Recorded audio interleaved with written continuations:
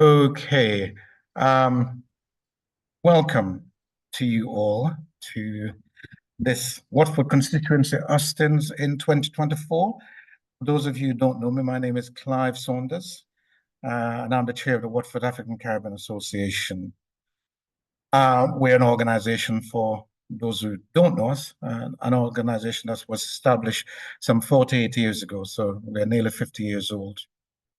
And our remit really is to promote and support the development and the well-being of our members, with a focus on people of African heritage. Although we are an inclusive organization with a diverse membership.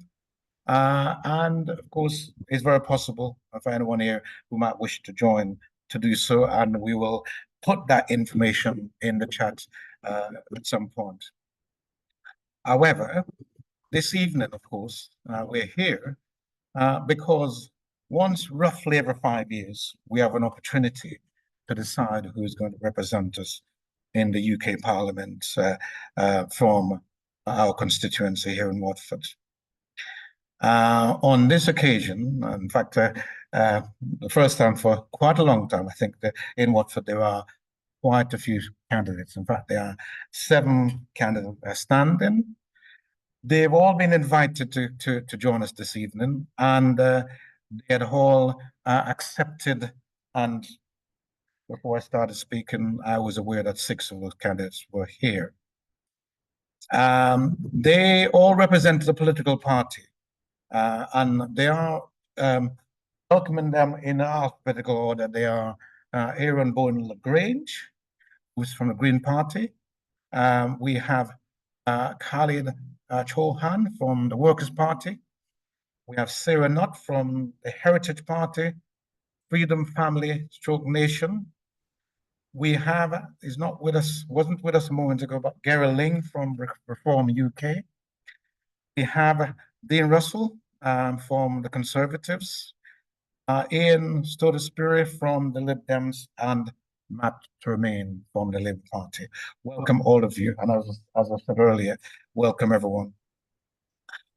To date, we've organised several hustings, including one that we had at the last general election. And as always, our approach is one to be fair, and it won't be any different.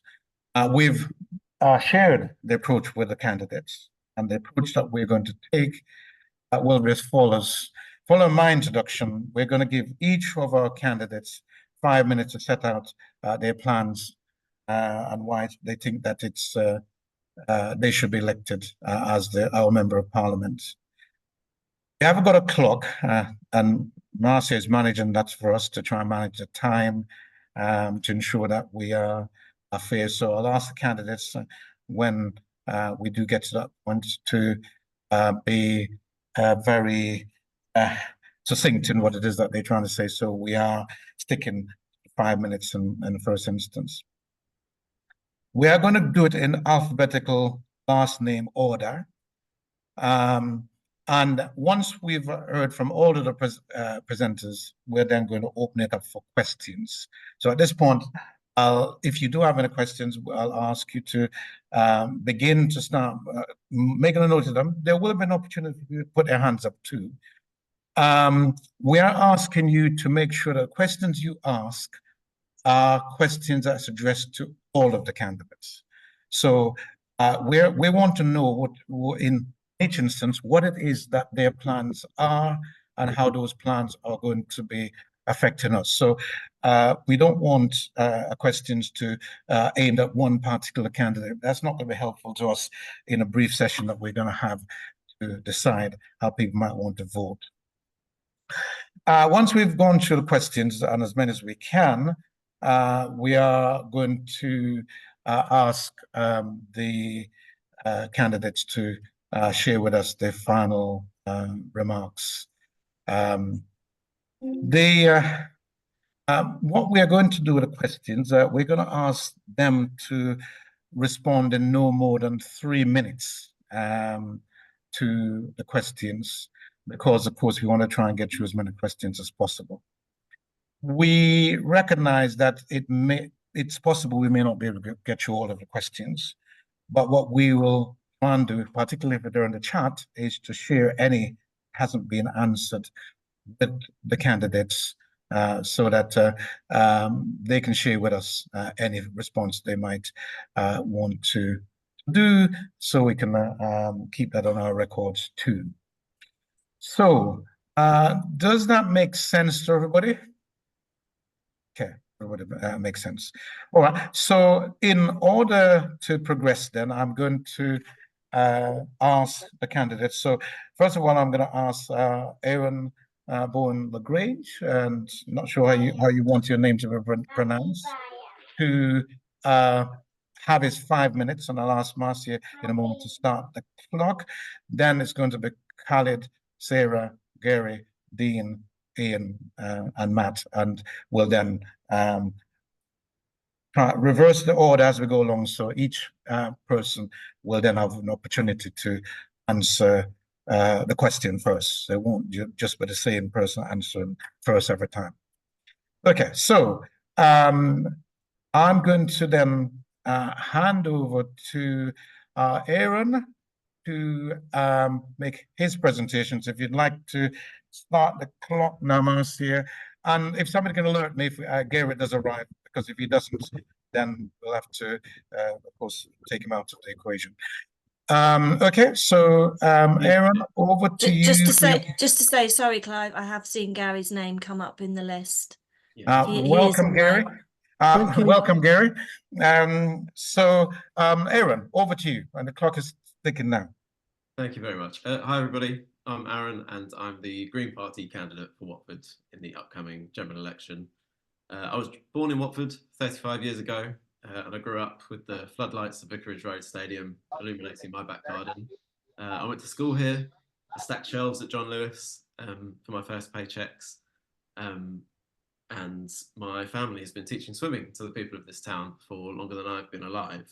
In preparation for this campaign, I was really stunned to learn that Watford has never had a homegrown MP, and I'd like to change that.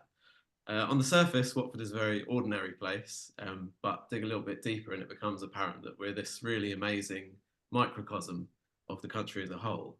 The demographics, the infrastructure, everything that's good and bad about our town is an almost perfect reflection of what makes the UK the country that it is today.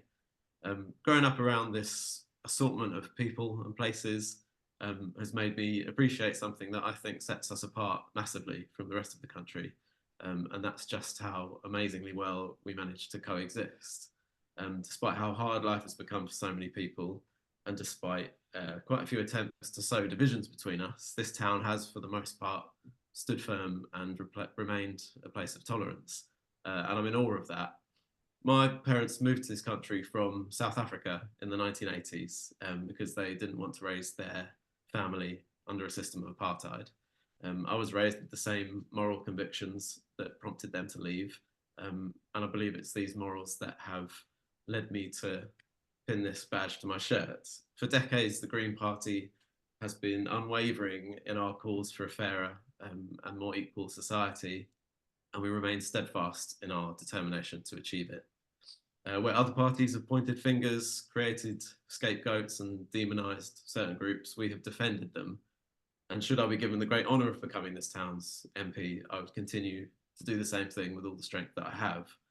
In order to achieve this fairness we are calling for, this country requires wholesale changes.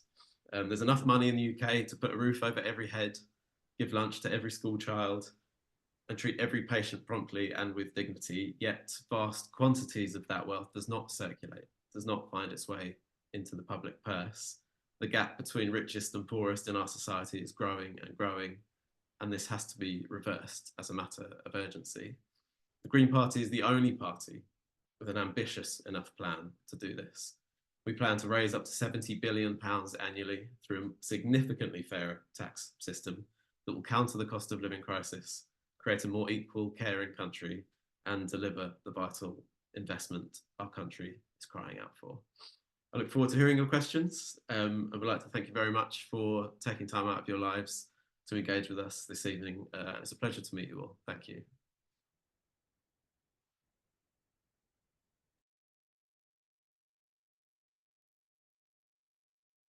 Clive? Clive, where are you? Hello, Clive? Sorry, Hi, I'm sorry, back. didn't realize I was muted. Sorry about it. So I was going to say thank you, Aaron. You've set a great lead, and hopefully other colleagues will follow in not actually utilizing all of the 5 minutes. So next in line will be Khalid. So over to you. Yeah, I echo Aaron's thing about our homegrown MP. So I've spent my life in Watford. I went to infant school here, all the way through the school system, and then spent nearly 40 years commuting into London. I've worked in the city doing various jobs in the software industry. And I've seen the town change remarkably. There's 4 generations of my family have lived in this town. My grandchildren are school kids now, and today we're playing cricket down the road at West Harts. So over the years, we've seen huge changes. I'll give you an example of a change, right? My father was a supervisor in a factory, and just across the town centre on Sutton Road was where we lived. Mum's main job was looking after us kids, and she occasionally did part-time work when we wanted to buy something a bit more extravagant, like a holiday or something.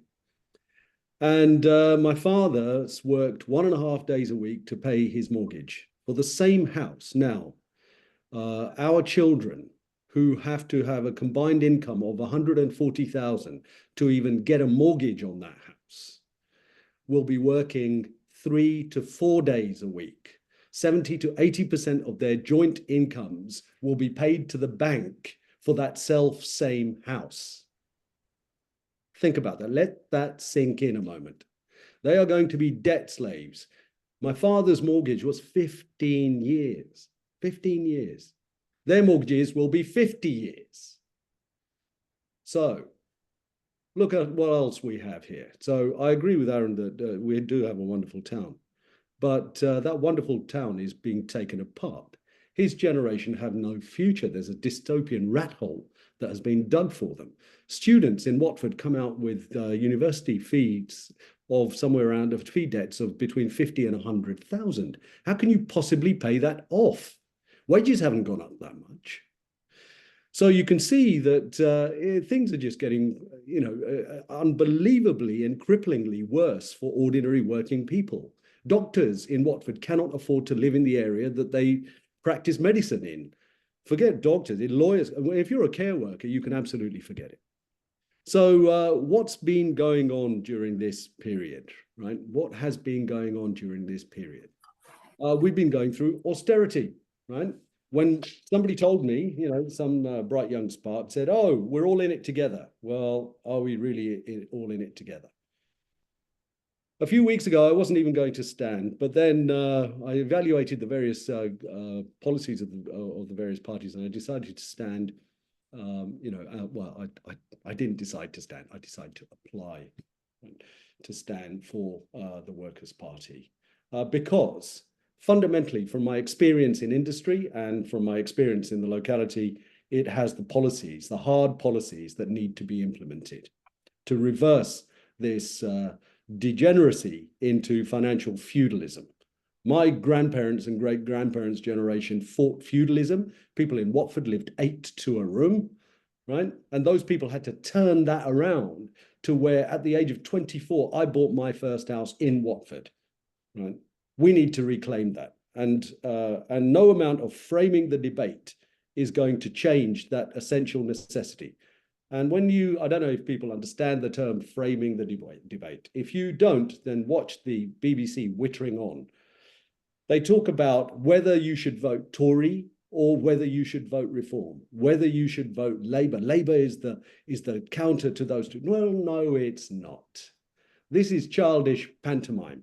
They all have exactly the same policies. A vote for any of them is a completely wasted vote because they will not change a damn thing, right?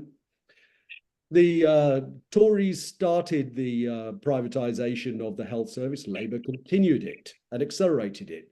The Tories started selling off housing. Labour continued it and accelerated it. And the Lib Dems, my ex-colleagues, went along with it. the Labour started the student fees, and the Tories accelerated it, and the Lib Dems did the same thing, sadly for them. And I could go through every single major policy decision. And then we have our reform colleagues wittering on about tax cuts, this, that, and the other. When you've got somebody on 30k a year, and you cut their taxes so they get an extra £50 a month, but you've put up 5 seconds. You put up their rent or their mortgage by £500 a month, that's nothing. So a vote for any of those is a wasted vote. Time to stop, Thank- Khalid. Thank you, Khalid. Thank you very much. Helpful. Sarah, over to you from the Heritage Party. And Marcia, Thank you. before you start the clock, we had someone in the chat, I don't know if it could be their system, but they were asking, could our candidate speak up a bit because the sound is getting a bit lost? As I said, it could be just on their end, but just be mindful of projecting your voice. That would be great. Thank you. Okay. Yeah, Sarah, thanks. Sorry, was that when I was speaking just now? Because I think it was earlier. okay. Aaron, Aaron, just to say, one of the things you can do is turn up your own volume on your equipment if you can, because sometimes you can rectify it in that way. Okay, Sarah, over to you for your 5 minutes. Thank you, Carla. Sorry. Thank you, Clive. I've just turned my volume up, so hopefully you can hear me, and I'll try and speak a bit louder as well. I'm not, haven't got a projected voice, unfortunately. Hopefully you can hear me. I'm not homegrown, unfortunately. I am living here for just over 25 years. So I have seen quite a few changes in Watford since I first came here. I work in St Albans and I'm an accountant. The reason I've stood for MP for Watford is because I can see things happening which are going to affect the people of Watford. And I want to be involved so I can try to prevent any changes that are proposed that are not beneficial to the people of Watford. And things that come to mind on a very local level are massive houses, tower blocks and traffic and houses and lack of resources for the people that are already living here. So I would like to try to get involved in the planning department and the policy of the Heritage Party is to scrap all government targets on local councils for house building. So house building would be only happen when it's needed and where it's needed. And where it's needed, there would be provisions for green spaces and access to trees and nature and a nice environment. Everyone deserves to have a beautiful home with a beautiful environment. And that's what we in the Heritage Party, and certainly myself, firmly believe in, that we deserve those things. So that would be one of the things that I would like to get involved with that will directly affect the people in Watford, hopefully for the good. The other subject which Carly has touched on is low taxes. So we in the Heritage Party are proposing that the personal allowance is increased to 25,000 a year, which will enable a lot more people to keep hold of the money that they're earning and be able to save it if they want to, or spend it within the local community. So that's one of the things which we think will have a direct impact on not only Watford, obviously the nation as a whole, and that in itself will then lead to other aspects of our lives which will just be better in terms of affordable housing, rental payments for people who are living in rental accommodation. It's actually not part of our policy, but I would like to see some sort of cap on rentals. So for example, there might be a rate card for studios, a rate card for 1-bedroom flats, a rate card for 2-bedroom houses, and landlords would have to stick to that without good justification for increasing it. A lot of the people in Watford are in rentals, and unfortunately a lot of people are having to live in multi-occupancy houses where they just have a room in a house with shared bathrooms and toilets and kitchens. And it would be so nice to see everybody living in affordable housing and with a certain degree of privacy that those multiple houses don't often offer. The final subject, which is very close to our hearts, myself and the Heritage Party, is the protection of children. So we would like to see subjects which are currently in the curriculum maybe to be removed or readdressed, and have children staying as children for as long as possible without being involved in adult subjects, or not being exposed to negative news. I remember as I was growing up, we did not have access to, obviously, mobile phones, which have news headlines popping up all the time. This plays such a big part in our children's mental health. I would like to see some way of, and I don't know how I would do this, to be fair, some way of Time's restricting up, Sarah. access to those negative news. Thank you. Thank you, Sarah. That's helpful. Now, can I just say, welcome, Gary. You weren't here earlier on, but welcome, but you understand the format. So it is now over to you for your up to 5 minutes. Clive, thank you very much. Yes, I was a few minutes late, but I got most of what you said, and thank you for inviting me on.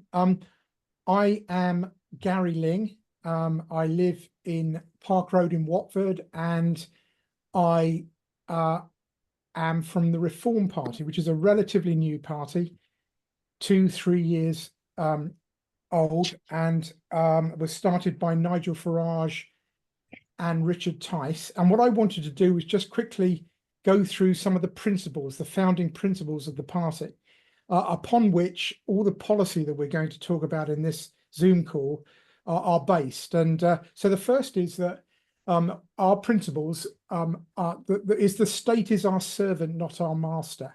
And really, after the sort of Wu-flu COVID pandemic, that really has come to the fore, where we ask that the governments may only govern by consent, and the people who hold power, and that the people hold power over them. And that's why elections like this are very important, and groups like yours who've organised these hustings are very important too. The second is people are free, and a lot of people come to Britain because of the freedoms that Britain has engendered and has even today, free speech and freedom of assembly and so on, and freedom to make any point that you possibly can. And when you look around the world, clearly, these may be getting less and less available to other people in other countries, which is why some of them, are happy to come here. The tax burden should be minimal. This is a very important concept. The public sector doesn't directly generate wealth. It's the people and the wealth creators, whether it's in retail or the entrepreneurs, and they should really, what we should be asking of our public services and the people who run them is that they should provide as much of the service as they can in an efficient way and demonstrate value for money. And of course, I can, if we just again look at the COVID example, I mean, that is where we faffed away 50 billion. This morning, I was just reading in the FT, the Financial Times, that the government procurement of radios has been a complete failure, and government procurement in defence is absolutely appalling, needs to be challenged at every way, and people should be held accountable. We're a property-owning democracy. That's one of the biggest things that we're talking about today, about housing and people owning their own house. If the state provides housing, all housing, then clearly that is a very bad thing, because property owning democracy gives people a voice which isn't dependent upon the government.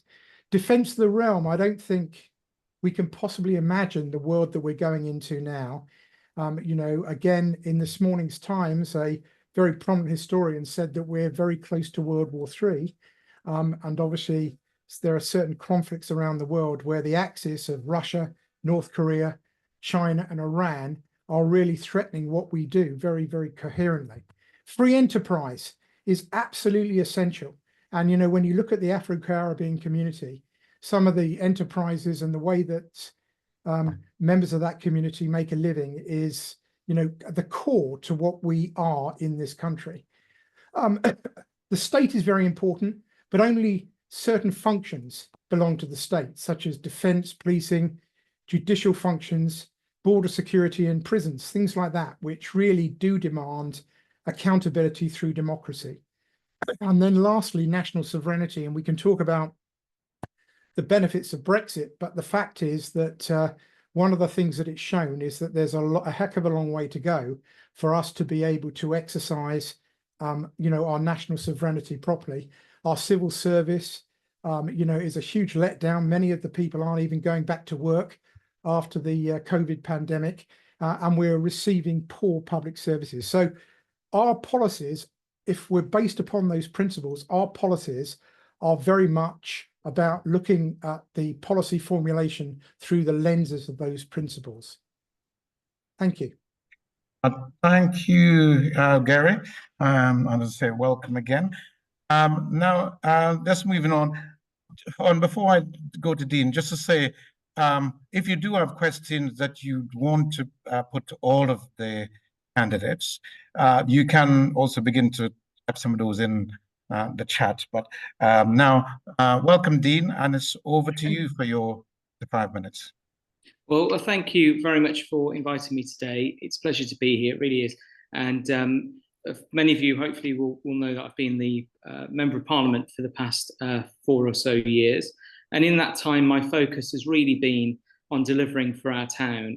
We'll be having lots of questions, I'm sure, about national politics, but I wanted to talk briefly about my record. But before I do, I just thought I'd give a bit of background of stuff that you may not be aware of. So I live in Watford. I've lived in Watford since I got elected, but I've got connections to Watford through family going back, well, I normally say over 100 years, but more recently I found out it goes back 138 years. So I've got my roots here, and my passion for the town are deep, and I care deeply about our community within the town. And that's why I've worked very hard to make sure that I'm available to all, very accessible, but also making sure I promote especially our interfaith community and the work that we can do together, because I think only together are we stronger. In terms of my background, I was originally born in the West Midlands, and I'm the son of a HGV driver. And I often say to kids when I've spoken at schools that as a child, I never actually even thought I'd visit London. I definitely never thought I'd visit Westminster. And 100%, if someone had told me even into my 20s that I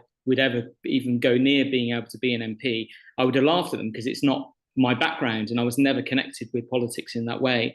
I've come through politics really through community and through work. As a student, I took on every job going. I roll my sleeves up. I've literally cleaned toilets. I've patrolled car parks. I've worked 24-hour shifts.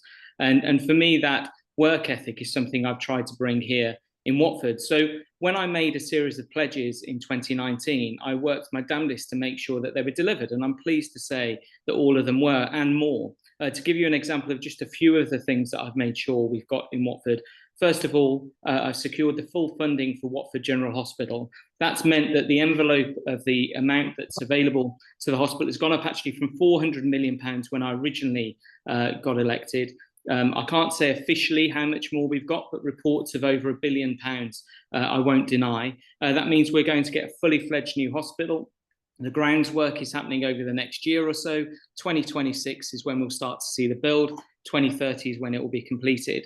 But in addition to that, I've helped get over £50 million to help support the buildings. But I volunteered down there during the pandemic, and I know what a terrible state it's in, and I think we need to make sure we all get behind that as a town. I've delivered the new Watford Police Station. and crime is starting to go down in Watford, especially antisocial behaviour on High Street, because that's where the new police station is. I delivered my tips bill. My tips bill will make sure that 100% of tips or service charges or gratuities that are given in hospitality businesses go to the staff. So that means when at the end of a meal you say, will you get to keep this tip? You won't need to do that from October. My law means 100% of those tips go to the staff. I had a pledge to train 1,000 people in mental health first aid awareness. That was a private idea. It was my own idea. I helped work with Camelot, as they were then, to secure the funding. The Watford and West Herts Chamber of Commerce did a brilliant job delivering that. I thought it would take 10 years. We did it in 3. I've helped secure over £5 million to tackle rough sleeping in Watford. Under my watch, we got down to 0. I can't claim all the credit for that. I helped get the funding, but the fantastic charities on the ground made sure that happened. And I've also worked with the Lib Dem Council, even though I'm a Conservative, because I think putting politics aside is so important to deliver for the town, to secure a £16 million levelling up fund, which will transform the town hall into a business hub and also reopen the Coliseum. I'm also, given the nature of the event we're on today, I'm very proud of the work I've done around interfaith. And many of you won't know this, but I'm actually an ambassador for the Nelson Mandela Memorial Book, alongside incredibly signatories, including President Obama and Maya Angelou. And that's something that I feel very precious about, because it's a real honour to be alongside those in that book. But I think at the heart of this, I feel very strongly that a Member of Parliament is a public servant. We're here to serve you. For example, I don't claim any expenses. I haven't claimed a penny since I got elected, because I feel it's your money. You know, it's not government money, it's taxpayers' money, people who go to work.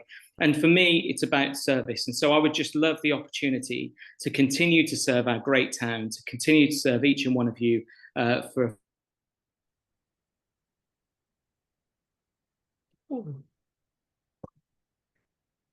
Dean seems to have gone offline. I think he was just about to conclude in an event, so I'm hoping that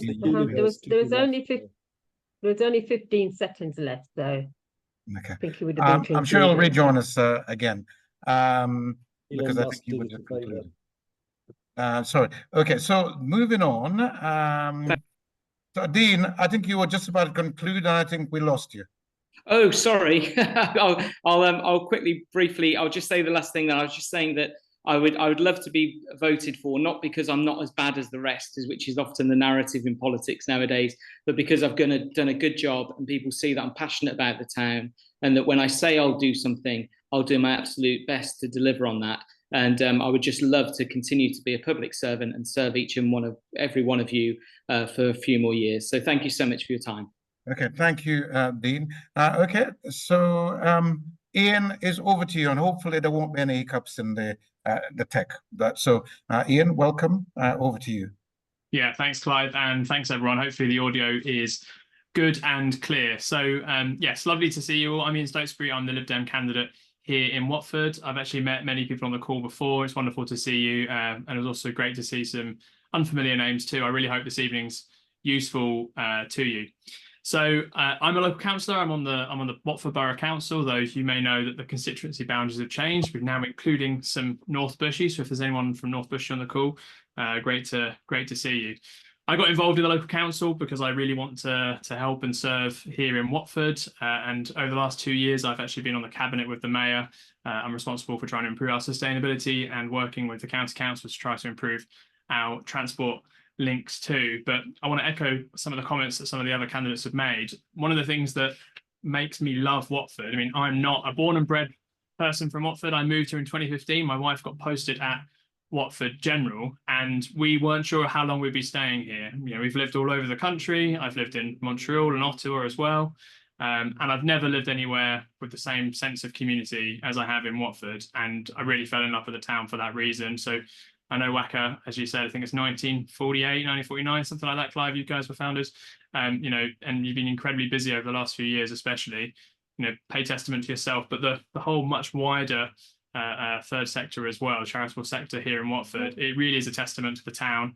And indeed, we enjoy incredibly good relations with every community, and we celebrate together. And that's something that's just so incredibly wonderful.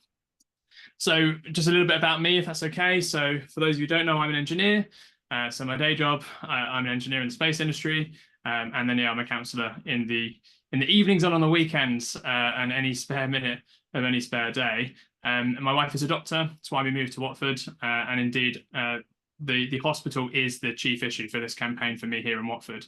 Liberal Democrats have made health and social care our key policy area for this campaign. We're proposing huge changes to how we treat people who need social care. So we want to massively expand personal care allowance so that everyone has access to free personal care, to reduce bed blocking in hospitals, to help people get care that they would much better receive in care homes, but also to support carers both at home and unpaid carers at home, and relieve pressures on the NHS. We also want to see a massive recruitment of GPs to drive down the dreadful waiting times that we've seen over the last few years. But also, again, at the moment, people who are feeling unwell, they feel the need to go to A&E often, when actually a GP would be a more appropriate place to go, which is also further burdening our hospitals. When we got here, my wife, as I said, got posted at Watford General, and the first thing she said to me on the first shift was that the building is not fit for purpose. That's been echoed for generations, and actually we desperately need to see change. I don't consider not a single new of the 40 hospitals not being even started yet a success. I consider that an abject failure, and the waiting times in the NHS needs to be a priority for all of us. And indeed, we need to get politics out of this. We've seen multiple reviews of that new hospital site, and I would be an MP that pushes for that hospital as quickly as possible. Hi, Charlotte. Hi. And one other thing that I really do think we need to talk about is the cost of living. It's the thing that comes up most frequently on the doorsteps for me at the moment. Liberal Democrats take that incredibly seriously, and I'm really proud that we're standing on a manifesto that really wants to support people, from our policies on free school meals to insulating every property across the country, to drive down energy bills, to tax the big energy companies that have made extortionate profits throughout COVID, to make a fairer country. And our manifesto really is all about fairness. I do also want to say I am frustrated about the state of politics. I think we've seen over the last few years a real decline in standards of integrity and of honesty. I think the COVID inquiry was already referred to just earlier is one of many examples. Image of the Queen sitting by herself at a funeral while the rest of us also followed rules, but many others didn't. But that's one horrific example of a decline in standards. I'm really proud of the work we do here in Watford. I believe we're an incredibly approachable local council, and you would see that transferred to my role here in Watford as our next MP. The thing that actually got me into politics, first and foremost, was climate change. It's something that I would love to champion for us. And I've been restoring the River Colne here in Watford, so the local river, introducing some wetlands, introducing the Beryl Bike Scheme, and in general being involved in local businesses, helping them with their plans, and speaking with many local charities too. And with that in mind, there's also really targeted support that we should be giving to local charities. I've been working with the local trust that manages local charities and their funding. I really want to be embedded in all of those communities because they do so much. Hands up, Ian. Fair enough. I'll get the rest in later. Thanks all. Thank you, Ian. And before I just go, Matt, just to explain to colleagues, I understand that there are some observations and comments that candidates may make that you might want to challenge. The purpose that we're trying to get across is that this is about trying to identify the person that's best suited to represent us in this next parliament. And as such, we'd want to be able to hear from each of the candidates on these fundamental issues that are facing us, as opposed to trying to talk to each of the individual candidates. Don't think we're going to have enough time to be able to do that in this session. So please, if you can rephrase questions so that they can be questions that can be answered by all. So, for example, I've seen two references to Ukraine, Gaza. Maybe there's a question that somebody might want to compose that we can put to all of the candidates in relation to that. So finally, over to you, Matt, and welcome. Thanks very much, Clive. And hi, everybody. My name's Matt Termaine. I'm the Labour Party candidate standing in this general election. And congratulations to have got to the last of the candidates to speak to you and remain awake throughout the entire time. So hope I'll try and be succinct in order that we can get to the questions. So, as I said, I'm Matt Termaine. I'm the Labour Party candidate standing to be your MP. I'm delighted to be here. I have attended some of your meetings in the past, and it's great to be here again. My day job is in health and social care. So I've done that for about a decade. So I understand very well a lot of the problems that we have with the health and care system in our country. Prior to that, I worked for about 15 years at the BBC. And before that, I did my share of trickier jobs as well. So I've stacked shelves in supermarkets. I pulled pints. In fact, when I was a student, I was a dustman here in Watford. So there we go. I grew up nearby here in a place called Amersham, and I used to come to Watford as a kid. My mother was a dressmaker, so I used to visit John Lewis or Trian's, as was in the Queen's Road, and Clements and places like that. I passed my driving test in the test centre that was off the Clarendon Road, if anyone's old enough to remember that as well. And my dad was a hot metal printer, a compositor, so that's obviously a trade that is highly relevant to Watford and its history. And I want to be your MP because I want to make Watford the best that it can possibly be, and I don't believe it is at the moment. I'm invested in the community here. I use the same shops, services and facilities that you do. So I clearly want to make sure that they're the best that they can possibly be. Now, it won't surprise you to think that I don't think that the Conservatives have done a particularly good job over the last 14 years of running the country. The cost of living crisis, which has been mentioned a few times, hits hard. We're all paying more in terms of rent and mortgages. Food price inflation has hit everybody really badly over the last few years. And of course, energy prices have soared as well. The tax take that's being taken by the government at the moment is the highest that it has been for 70 years. And yet our public services are still crumbling. They're not delivering what they need to be doing after a decade and a half of austerity introduced by the coalition government and then pushed forward by the Conservatives at an even harsher level after that. Nothing seems to work properly anymore. But we, Labour, do have a plan to change all that. A mission-led government with a 10-year programme of national renewal. So what will we do? What are our missions for this process? So first of all, get Britain building again. We all understand a lot of the problems around the housing market and what's going on.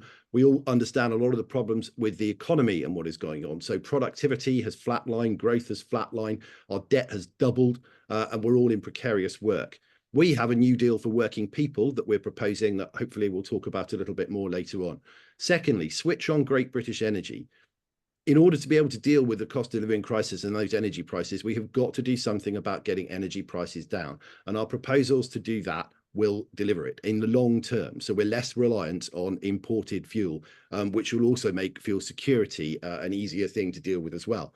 Thirdly, get the NHS back on its feet. We're all familiar with the hospital that's been mentioned a couple of times already, and those GP waiting lists. But waiting lists, they're up by 204% since the Conservatives came to power.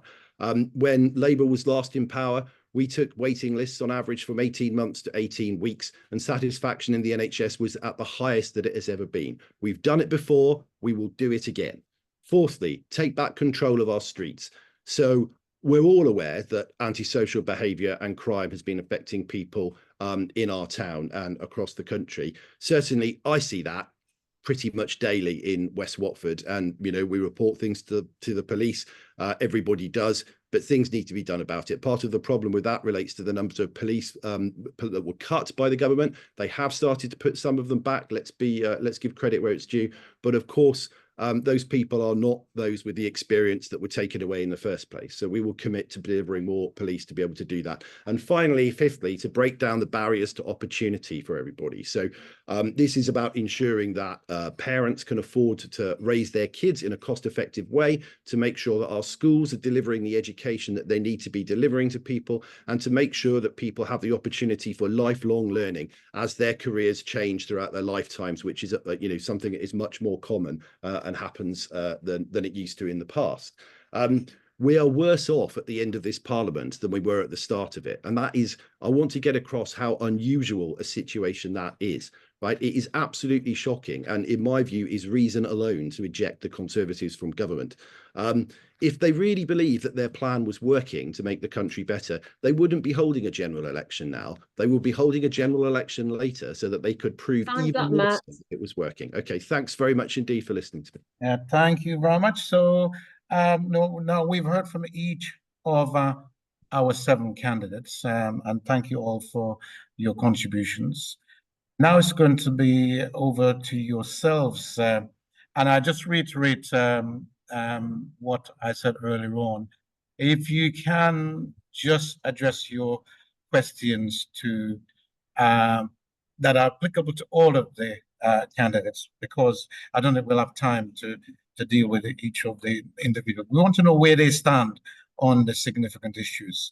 I'm just trying to look through to see where we are in relation to those questions, and if not, if there aren't enough questions, then we can consider some of those individuals, but we want to pick up the ones aimed at everyone to start with. Okay, so let me just see where we The are. first question is about the NHS. Okay. So do you want me to read it out? Oh yes, is it the one? Yes, please, Marilyn. Okay, so it says here, it will be useful to hear how each candidate addresses the NHS funding, long queues, mental health, because the NHS has deteriorated considerably. So I know each candidate has touched on that. Well, some of you have touched on that in your speech, but if you could address that one, that would be great. And if anyone needs me to reread it before you answer, that's great too. And I'll hand you back to Clive in terms of who is going first. Okay, so Aaron, you're going to go first, and then we'll go through with everybody again. The second question we'll start with Khalid, but that's how we're going to do it. So, sorry to interrupt. How long is it? 3 minutes or 2 minutes? 3 minutes maximum. Please don't take 3 minutes if you don't need to, because we do want to get through as many questions as possible. So, response to that question from you first, Aaron, then we'll go through with everyone else. Thank you. Yeah. As has been mentioned, the NHS is in dire straits. I think officially its worst crisis in its 80-year history, and that boils down to deliberate underfunding. We now have something called corridor care, which to me is an utterly grotesque state of play. The Green Party has many plans for the NHS, as I imagine all parties do, but the first thing we have to do is get it back on its feet. And yes, you can't constantly throw money at the problem, but sadly, due to the degradation of our buildings, there needs to be a huge cash input in the first term of Parliament. We think it needs an £8 billion injection in the first year and another 20 over the course of the next 5 years, simply to restore our buildings back to the workable states that they need to be in. The other thing is to invest in our staff. Fair pay and fair conditions means staff are retained. There are ridiculous numbers of doctors and nurses leaving the NHS because what they do is horribly unfair in terms of their compensation. We'd support the junior doctors in their calls for fairer pay. We invest hundreds of thousands of pounds into each junior doctor, training them, and then pay them so poorly that there's very little reason for them to stay. We'd also increase pay for nurses, of course. I think almost half of nurses at this point are planning on quitting. That happens when, like the Conservatives did, you scrap the nurses' bursary in 2017. It's been replaced by a one-off grant that doesn't even cover 1 year's worth of tuition fees, which we'd also scrap. We're now in a place where our biggest waiting lists for 5 to 9-year-olds is for tooth decay. And I know dentistry isn't a sexy subject, but it's something that we're very passionate about. And we aim to guarantee that every single person in the country has access to an NHS dentist. I won't touch on social care because I think maybe that will be a separate subject that comes later. So yes, the crux of the Green Party policy is investment and support in the NHS to get it back to the thing that used to make it Britain's most proudest establishment. Thank you, Aaron. Khalid, same question. Yeah, so the NHS is very close to my heart as well. Mainly,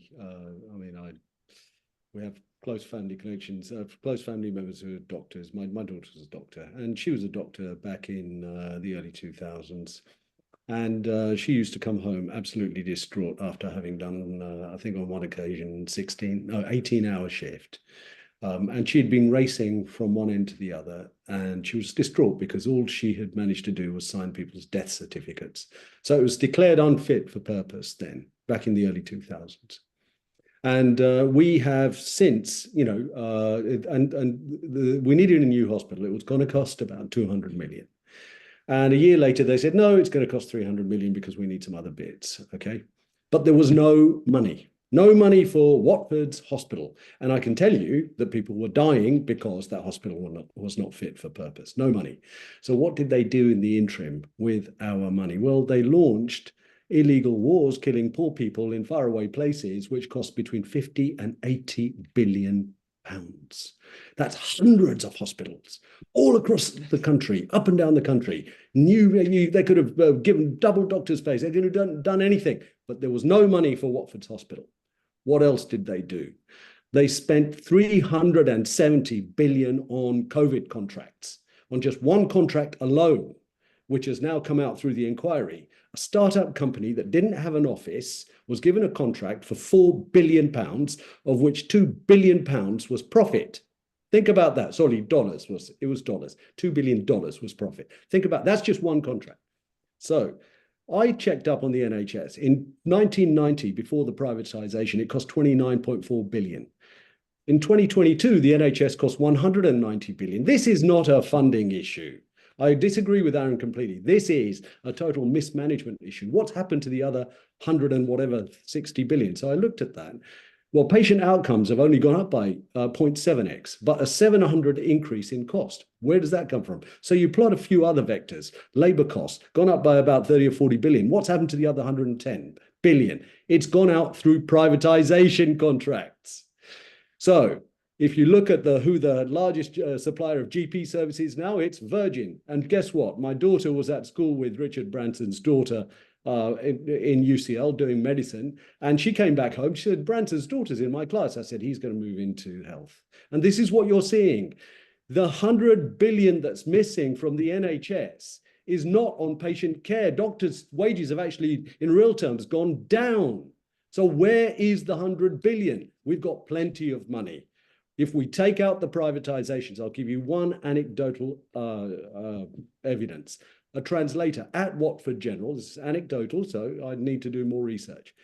She's paid £15 an hour for translation. She goes in for an hour and then, Time's up, Kelly. Can I just finish just one thing? So she was told to go via an agency. The agency then sends her up. 40% of the time, there's no patient. She gets paid £15 an hour, but the agency gets paid £100 an hour. Thank you, Khalid. Let's move on to our next contributor, who is Sarah, on that question. Please try and stick to the time. Thank you, Clive. I am going to read from our manifesto, which covers this perfectly. So the stifling bureaucracy of the NHS has led to the longest waiting list for hospital treatment in the Western world. When people need to see a doctor, they should be able to see a GP face-to-face with no waiting time. There should be no waiting list for surgery or hospital treatment. That would be ideal, wouldn't it? So what do we do about that? So our proposal is that to reduce the waiting list in the short term, we use the NHS money to fund treatment for patients in the private sector. And then that will reduce over time the waiting list down to zero. Parallel to that, we get rid of the bureaucratic managers that aren't needed, and we invest in doctors, dentists, pharmacists, nurses, and midwives. There should be no cap on the number of places for British citizens to train to be doctors and dentists at university, or to train on the job to be nurses and midwives. Nursing should not be a degree-only subject, but it should be qualified nurses doing practical care. Nurses spend the majority of their time on wards given practical care, and we will once again make nursing a profession with on-the-job training. The NHS should only be available for UK citizens, apart from accident and emergency units. Foreign nationals should be required to take out private medical insurance before they come to the UK. Preventative medicine should be at the heart of our healthcare system, where citizens are empowered to be healthy and wholesome. Lifestyles and have healthy and wholesome lifestyles and avoid chronic conditions that make them dependent on drugs for a lifetime. Anna, sorry, can I just stop you here and say that I know what you're reading from your manifesto, but what people are Yes. interested in is your position, not. Well, this is my position. This Okay, is my well, then you position. don't need to read for the manifesto then. Well, it's just because I'm trying to be quick. Otherwise, I get flustered and then I start blathering. So I'm just trying to be succinct and give what our policy is. The healthcare budget should not be spent on managers. Mental health should be cared for by empowering citizens to experience healthy lifestyles. And I touched on that with the new builds, having green spaces. Every household should have access to nature. They should avoid medicines, the antipsychotic medicines, unless it's absolutely necessary. Okay, can I suggest, Anna, that you put a link to your manifesto in our chat so that people can actually go and read that directly? Because and I'd suggest that colleagues, you don't read from your manifesto for this session. Thank you very much, Anna. Same question, Dean. Oh, sorry, Gary.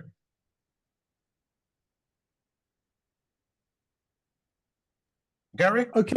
Yes, sorry, just unmuting. So yes, thank you. So clearly, despite record funding, the fact is that contrary to what Khaled said, outcomes have actually declined rather than increased, even a small bit. So there's several things that in the time I have available. What we need to do is to end the doctor and nurse shortages, particularly the doctors, because obviously we are importing doctors from other countries, many of them much poorer than ourselves, and that is bad, not only for us but for them, because obviously those doctors aren't serving the countries in which they were trained. So we believe that the frontline NHS social care staff to pay zero basic rate for 3 years, and that will encourage a lot of people. And I know nurses who are teaching Pilates and so on, who have left the profession, to get them back in. We would have doctors' loans, because that's one of the key points of the strike, would be pro rata over 10 years, paid by the state if they continued to work in the NHS. We want to use independent healthcare capacity, and we saw during COVID that NHS couldn't cope. So we'd like to what we'd do is a 20% tax relief on all private healthcare insurance, because a lot of people now, of course, people say, oh, you're privatizing the NHS. Well, people now are going to private. They're digging into their savings because the NHS cannot cope with what they're doing. I think managers are an easy option to try to cut them. What we need to do is to make them more effective, because managers and the way that the NHS manages is extremely good, or is extremely important. We can't just say all managers suck. We've got to make sure that they're doing a good job. And within this time frame, what I'd also like to say is that we're the only party who wants to have a proper inquiry into the deaths and vaccine harms, a public inquiry, because the present COVID inquiry is failing in that respect. And there's a lot of damage being done from the vaccines, such in terms of excess death. It's provable that we need to dig further and get some proper truths about. Okay, thank you, Gary. Now over to you, Dean, for the same question. Well, thanks for the question. The NHS is such an important part. I've mentioned about securing the funding for the hospital, and I appreciate the scepticism around that because it's been promised for many, many years. But the beauty now is that we actually have a funding envelope. That means that the trusts have been able to crack on with producing their business plan, which means things can move forward. What I would say on the NHS generally, I was on the Health and Social Care Select Committee. I think I mentioned earlier that I also volunteered down at the Watford General during the pandemic. And what I saw during both of those things was the need really to start to look at patients in the whole. So for me, one of the challenges we face is that patients aren't necessarily looked at as an individual, they're looked at as body parts. So if you get your arm fixed, because you've broken your arm, actually you're treated for that, but that will also have knock-on effects around your ability to work. It will have effects on mental health. And that's why, for me, one of my passion areas has been about having a single patient view within the NHS. And it's why I welcomed the announcement by the Chancellor a few months ago around the investment. I think it's about £3.4 billion into technology and into things like AI, because I think one of the challenges that we see within the NHS isn't an issue when we get to see the patients, when we get to see the nurses and the doctors and the clinicians who do a fabulous job. It's the process of getting there, but also the paperwork, the red tape. I want to see, and this is part of the principle from the government's manifesto, but also from one of the areas I've been working a lot on. I actually set up a digital health all-party parliamentary group when I was an MP, was to look at actually how do we make sure we streamline the system, because so much time is wasted on the process of getting to see a healthcare professional. So much red tape is wasted, and that's when issues around people complaining about managers and all those things come into the fore. That also ties into mental health, and one of my big passion areas over many years, but especially as an MP, I mentioned about the 1,000 mental health first aid awareness trainees, which I see, I know at least one of the people on this call was one of the fantastic trainers for that. But actually, one of the aspects around that is also looking at prevention. So I've done work in Parliament to bring in a bill to make it so that mental health first aiders are within the workplace, and the suicide prevention strategy included that as a recommendation. It also included my recommendation of having parity between physical and mental health within the health and safety executive guidelines. But I mention it because I think one of the aspects of the NHS is about how do we use technology, how do we sync everything together so mental and physical health are looked at as parity. And when we look again at the process, what we've seen as technology in Watford has been phenomenal. We've had virtual wards, which massively transform the way that hospitals are used. That's been really created in many ways in Watford. That's gone out to the rest of the UK and around the world. We've also have now 3 robotic surgeries. Time's up, Dean. Oh, my time up. Yeah, brilliant. Yeah. Thank you. Thank you, Dean. Ian, same question. Yeah, great. Thanks, Clive. I'll also try and address how we plan to fund it, because I think that's a critical part of the question, really worth stating. So I've already mentioned our 8,000 recruitment for GPs, and indeed the free personal care for social care. That would be revolutionary for how people use our NHS, and I think an incredibly important point to start with.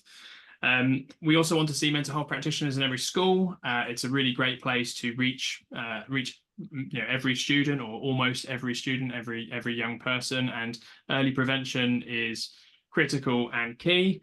My wife, I mentioned, works in healthcare, and one of the things I'm really passionate about is what's called integrated care, something that a few other candidates on the call can talk about. But I really want to help the healthcare professionals deliver pathways for us. So not every trust is the same, not one size fits all from trust to trust, West Hart, East Trust, etc. But empower those healthcare professionals to try to narrow the pathway so that we only have to go to fewer stages on the NHS pathway. We get seen by doctors more efficiently, but also lower costs in the NHS too. I also think that providing free school meals will go a hugely long way to tackling some of the malnutrition issues we have across the country. Unfortunately, tragically, we have kids going to school hungry, damages their outcomes, but of course damages their health. We have damp and mold in houses. We can insulate properties to drive that down. Now, how are we going to fund that? Well, primarily we want to tax only those who can bear it. So we do want to see a change to the tax system. I think it's really important to be earnest and honest about that. But the vast majority of that is going to come from taxing very large firms that have made incredible profits, like a windfall tax on the energy giants, for example, reforming capital gains tax to make that more in line with income tax, and reverse the taxes that were reduced on big banks. These are really important parts of it, but we have a fully funded manifesto, and those commitments are going to come from those who can broadly support it. rather than those in need. In fact, the IFS has just done a review, and our tax plans are the most beneficial to those most worst off, which is reflective of the cost of living crisis. I also want to just finish on a note, because WACA and lots of other community groups are involved in public health as well. So you've done lots of work with sickle cell, you've done lots of work with prostate cancer. Awareness within communities is a huge part of it, and it really does support the NHS and how we use the services, but also how we look after ourselves. So that's something also we should be really promoting and celebrating, and tackling taboos on issues. Prostate cancer is a really great example, so thank you for all your work you've done there, but also just awareness of those more chronic and difficult conditions. So supporting public health, both in the NHS, but also in schools and in community groups like yourselves, is a huge part of how we tackle the healthcare system. Thank you, Ian. Matt, over to you to conclude on this question. Okay, thanks very much, Clive. So, yeah, I mean, I mentioned earlier on that I work in the health and care sector. I should say I'm not frontline. I work on something called the Better Care Fund, which is all about health and care integration. So largely around getting people out of hospital and back into their community setting, be that their own home or a care home or whatever it may be. It won't surprise you to learn that, you know, that system is really creaking at the moment. And because there isn't the social care provision that's needed in the community, people are remaining in hospital after they've reached the point when they're ready to be discharged, and they can't be, and that's a problem.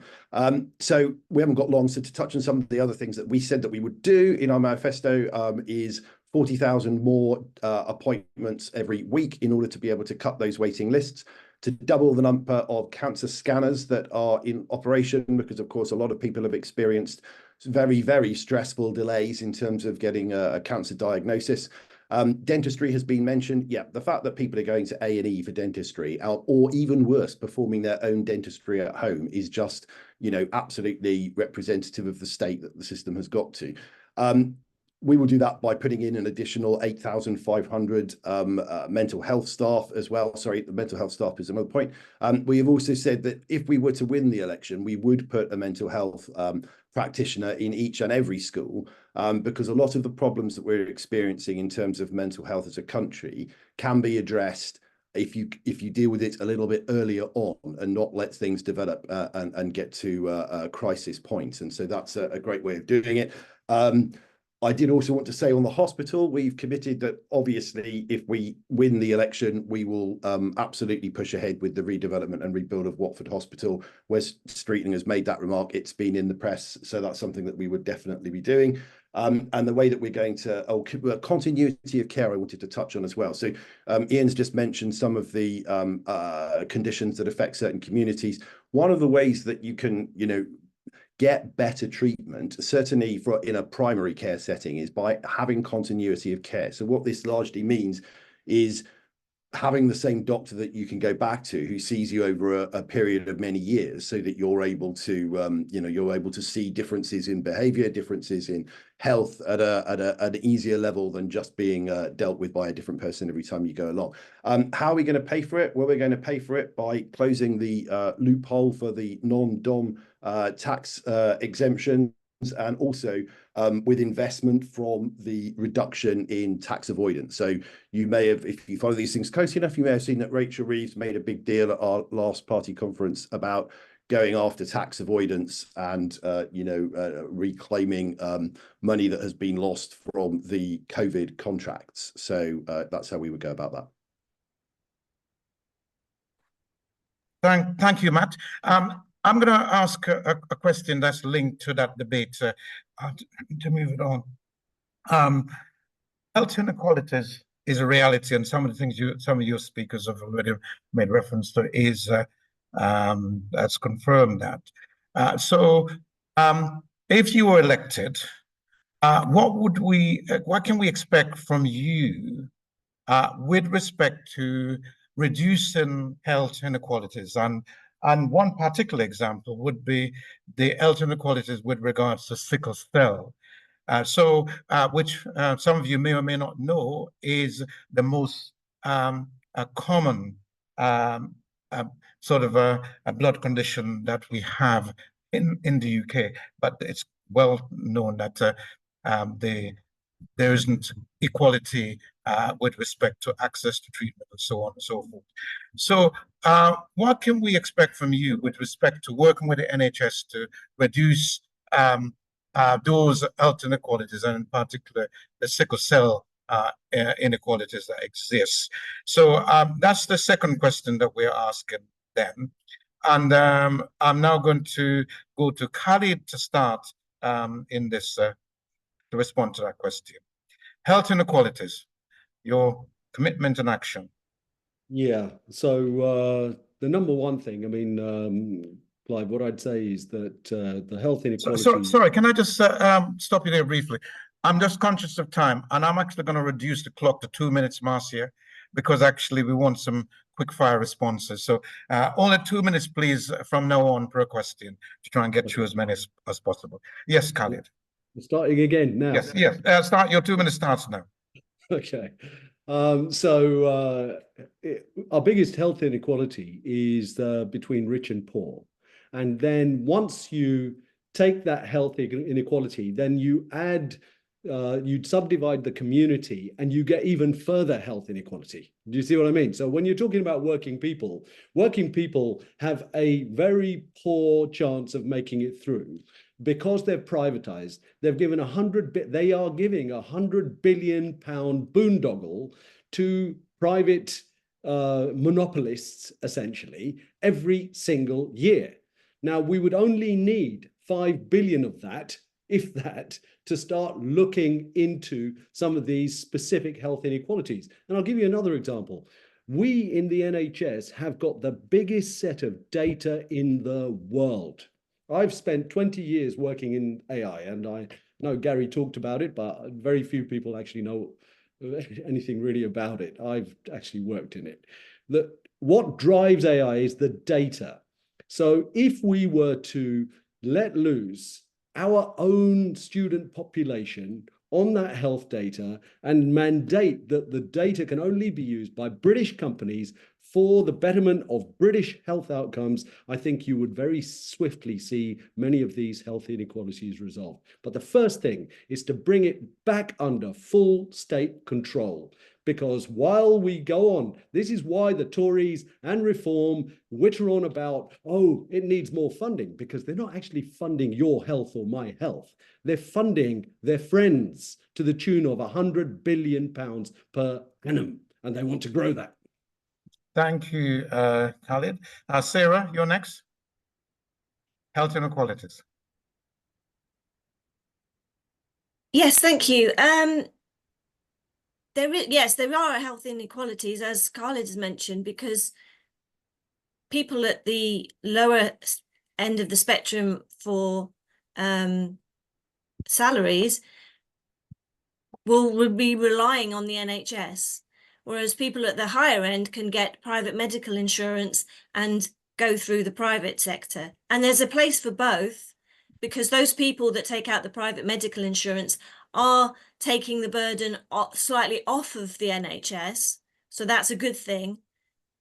But then you have to ask the question, why then are there still it's inequalities within the departments within the NHS? I personally don't have experience of the hospital or the NHS really very much, but I do have friends who have had experience very recently, and it seems that some departments can very quickly get appointments made and get the patient seen and treated and followed up and everything. And then there's other departments which are struggling.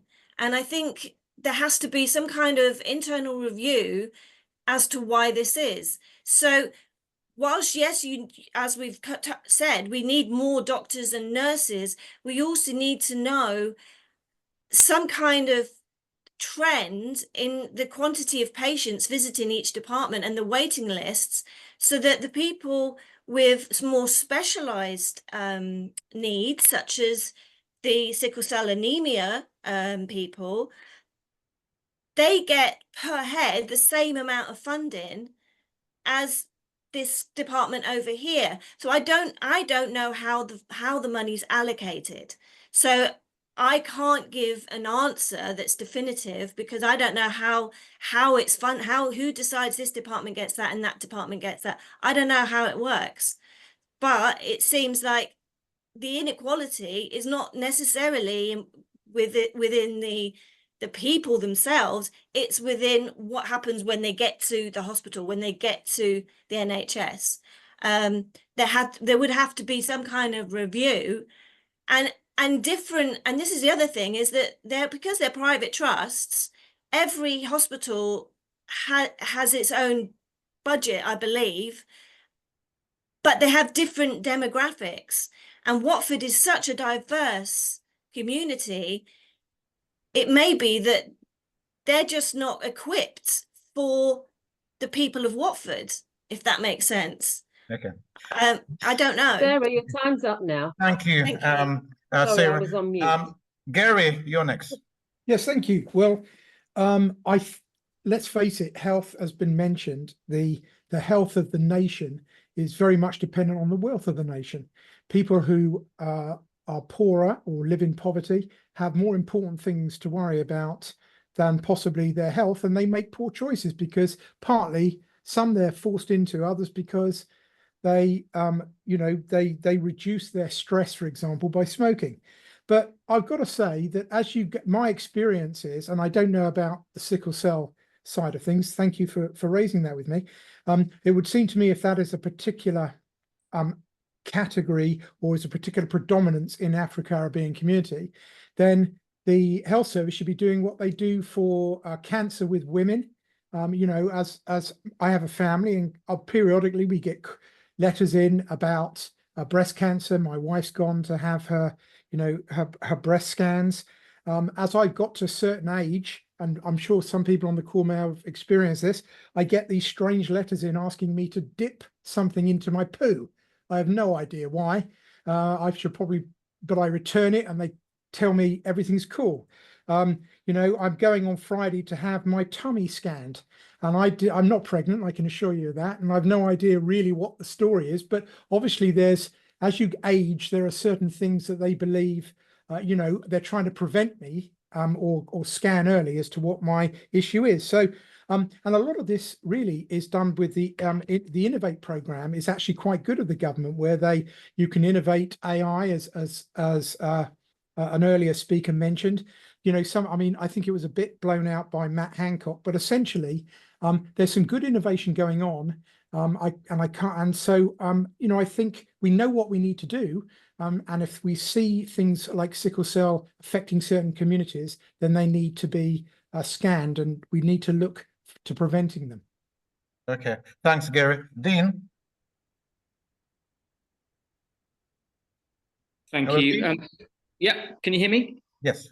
Yeah, excellent. So actually, I echo some of the points earlier. I mean, as a member of Parliament, on the Health and Social Care Select Committee, and also on the Joint Committee on Human Rights, we looked at some of these issues, and in particular, one of the issues that came up was around maternity care, and the discrepancy in that between care for certain communities versus others. And we absolutely need to make sure there's equal care for everyone, and there are challenges with that. I mean, one of the points that was raised earlier, which I agree with, is about use of artificial intelligence. But again, the point that data is absolutely key. I actually wrote an article on this 2 or 3 years ago. It's for a Guardian supplement, I forget what it's called now, but was about that exact point, that the challenge we've got as we move more towards this sort of technology world, if you don't have the right data to look at, so if you do an analysis of data and the only people that have been tested are white males, you are not going to identify the need for the cures and the detection required for things like sickle cell.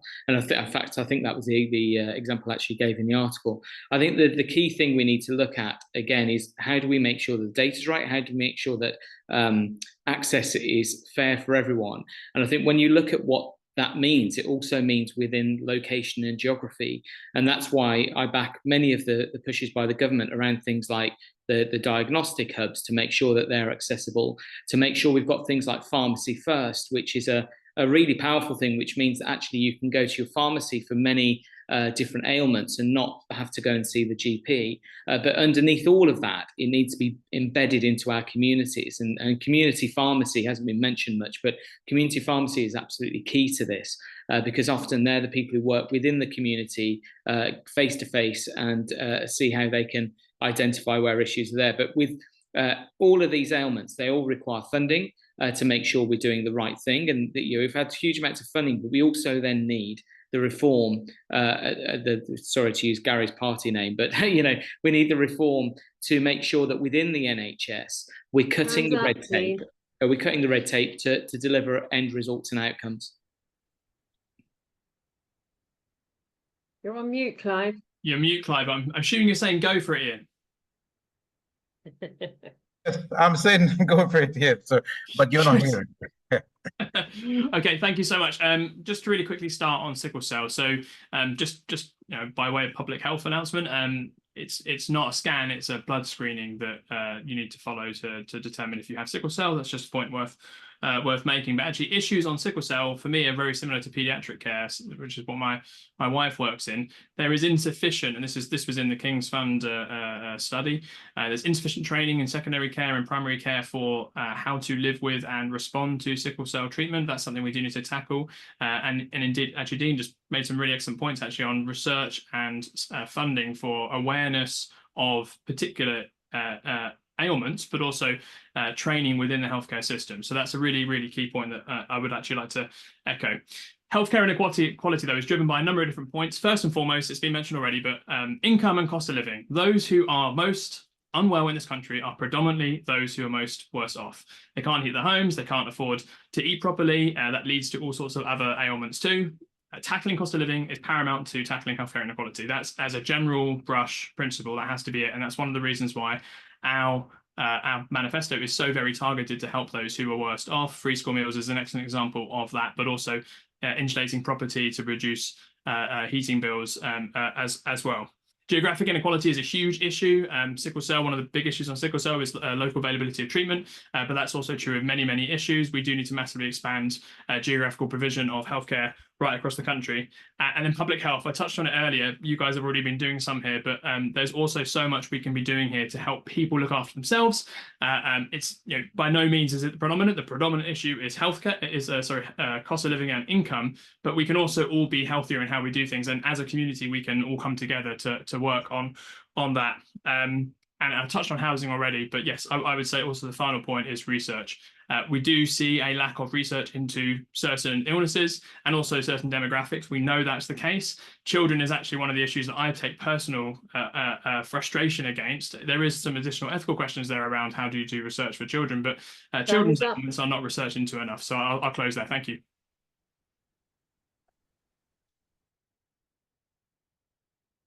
You're muted again, Clive, my friends. Matt, over to you, followed by Aaron. Thanks very much indeed. So the first thing I'd like to say about health inequalities is that Labour does take this very seriously. So you may be aware, you may not be aware, that Labour asked Baroness Doreen Lawrence to do a report into health inequalities in the Black community around COVID and the health inequalities that were found around that, which was pretty arresting reading. If you haven't read it, I urge you to do so. Headline summary: yes, they're really, really bad. The way you respond to health inequalities, of course, I mean, it's about tackling the social determinants of health. Now, clearly, as has been mentioned, a really important one of those is income and wealth, but there are others as well.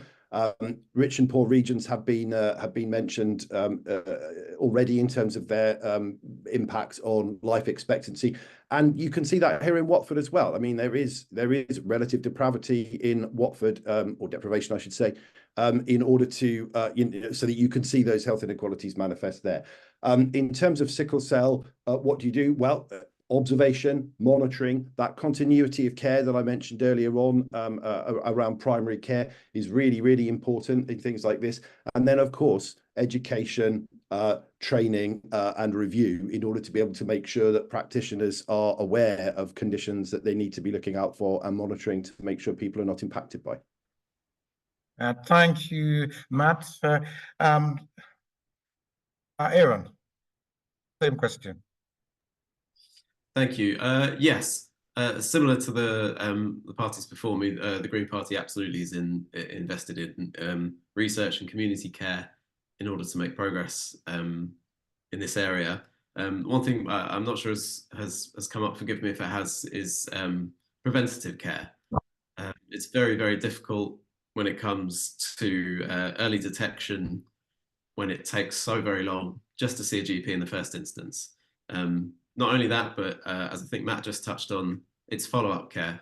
When a GP is obligated to see 36 patients a day, they simply do not have time to go back over their previous case files and follow up on patients who may need checking up on. So for us, yes, a huge issue is preventative care, and that's an area that we would ensure staffing levels are equipped to handle. Just to note as well, because the question came up about funding, the Green Party's policy is a wealth tax. There are 6 times more billionaires in this country than there were in 2010 when the Tories first took over. And our plans to fund improvement in the NHS, for example, comes from a very fair wealth tax, but only on those who can afford it the best. Okay, thank you, Aaron. I'm actually looking at what's been in the chat, and I think there's a question that no. nobody's able to The next compose. question is, Clive, the next I've written them down, so we're going to hopefully go in order. The next one will be from Joe, who is going to pose his question, and then we can go back to the list of questions. Okay, Joe. Brilliant. Can you hear me okay? Okay. Yes. Can you hear me? Yes. Excellent. Hi, my name's Joannis. So firstly, I just wanted to say thank you to each of you for joining this Hustings event and setting out your priorities and agendas. It's really, really appreciated. And I know Dean and Ian are not strangers to WACA, having met you at previous events that we've run. My question is quite simple, really. So what would you do to support WACA and other small charities and community organisations in Watford? Okay, excellent question. Okay, so we're now going to start with Sarah for question 3. And be as brief as possible, please, because we want to get, I can see quite a few questions that have been listed. So, Sarah. Thank you. What would I do to make WACA, what would I do for WACA in Watford? Is that, well, WACA is Watford, isn't it? What are you going to do to support WACA and other small charities in Watford? Well, I think from the emails that I've been getting, there are loads of small charities in Watford. It would be good to meet with all of them, and I would not want to prioritize any one of them. So I would do the same for WACA as I would do for any other small charity, which is to listen and hear the issues and try and come up with suggestions and solutions. I don't know what WACA's issues are. However, I did note at the beginning, Clive, you said that anyone is welcome to join. So I did say that. So it's an interest in African Caribbean culture and food. And what I would like to see for Watford is all the communities coming together and having one big event. So I would try to somehow coordinate with the leaders of the main communities and charities and try to bring us together in Canterbury Park with one big event where we all get together and realise that we are all residents of Watford. We're all the same underneath, and there's no division, there's no discrimination. That would be my vision for Watford, because it's such a diverse community. Okay. That doesn't specifically answer the question for WACA, because I would need to meet up with you guys first to address that. That's fine, Sarah. Gary, same question. Yep. So I just, from being a candidate, and I've worked in the European Parliament, same thing. There are so many emails and pressures on a member of Parliament. I think it would be up to you really to initiate contact with me, and I would not have the budget really to be able to do research about your specific issues. So you need to come, like the issue that you've raised with me. Now, I had heard of that peripherally on the sickle cell, but that's something that you need to get in my face about, and we can meet and I can see what I can do about it. But really, I'm going to be realistic with you. There's going to be so many other issues that unless you represent yourself professionally, which you're doing now, then it's going to be difficult for me to see the wood for the trees. Okay, that's fine. Thank you. Dean? Thank you. Well, hopefully over the past few years, you've seen the work that I've done to support small charities. I had an initiative which was called Put Dean on Your Team, where I've gone in and volunteered and worked in various charities during the pandemic in particular, which was such a difficult time for us all. But actually what I saw in Watford is how the community really did come together and how powerful that was. And, you know, one of the charities I did a lot of work with them was One Vision. Every Saturday I'd be down volunteering with them. But one of the things I've been trying to do within Parliament, one of the unusual things actually as an MP is you don't have access to budgets. So unlike a council that can give pockets of money away to charities, MPs don't have that. And I think that's right, actually, that they can't.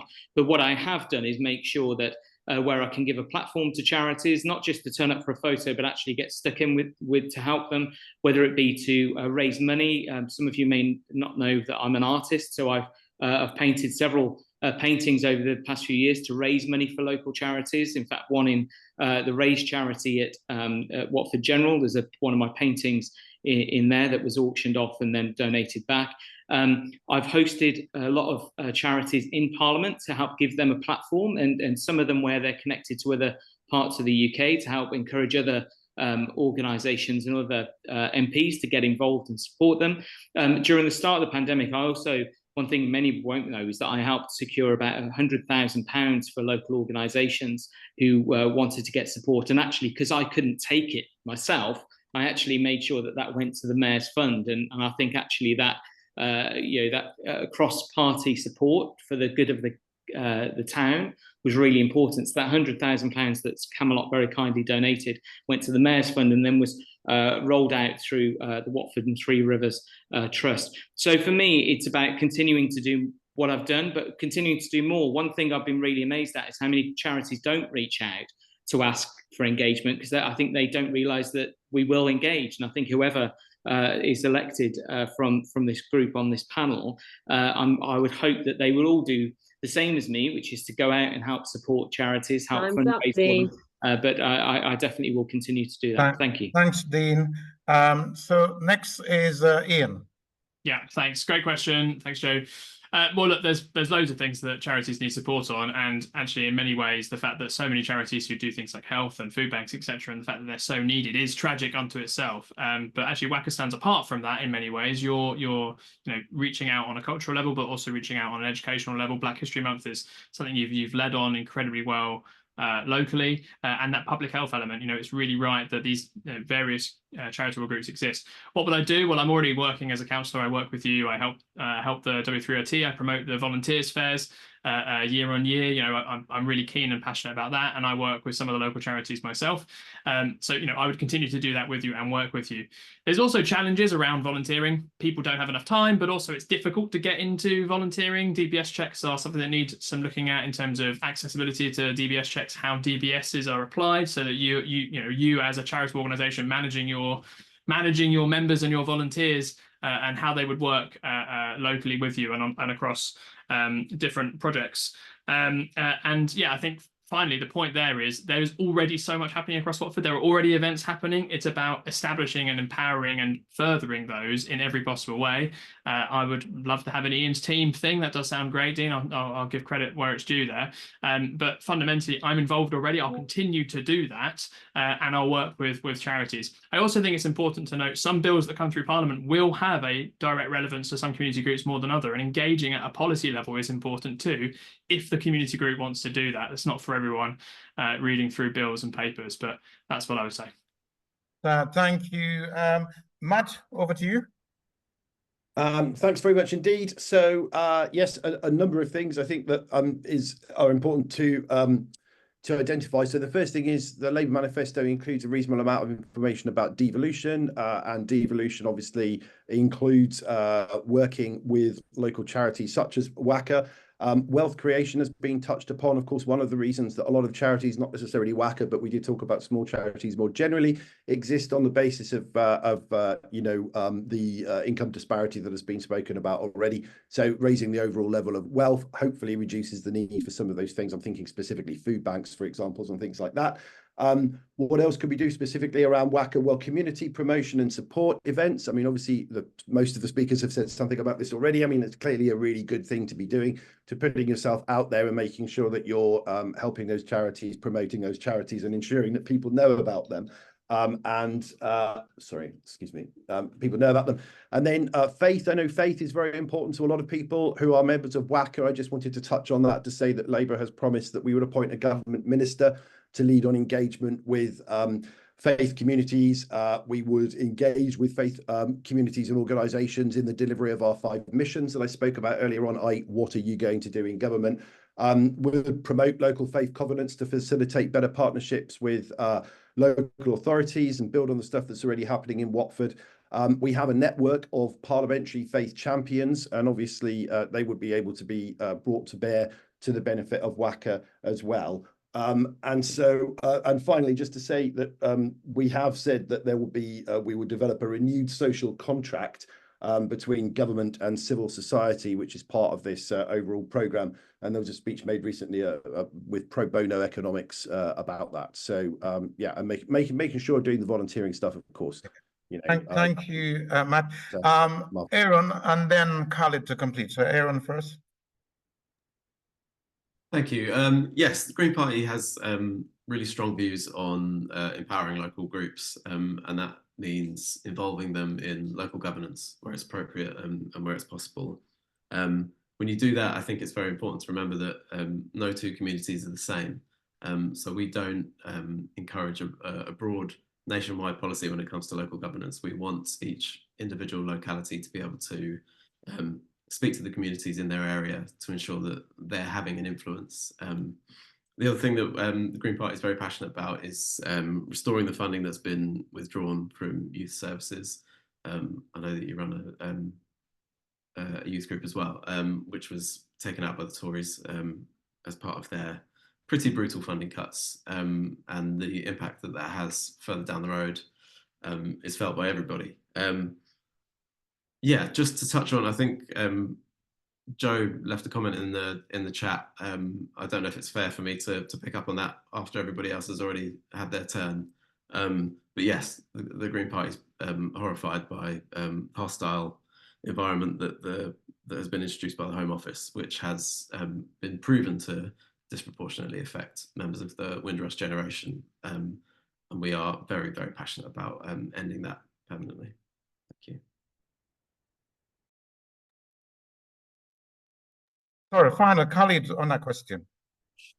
Yeah, look, the issue, I mean, it's a bit like a job interview for people, right? Because, you know, I guess there's a £409,000 MP package at the end of this. And that's what kind of one of the problems we have with our political system is that it attracts careerists, and you're seeing this playing out in these hustings.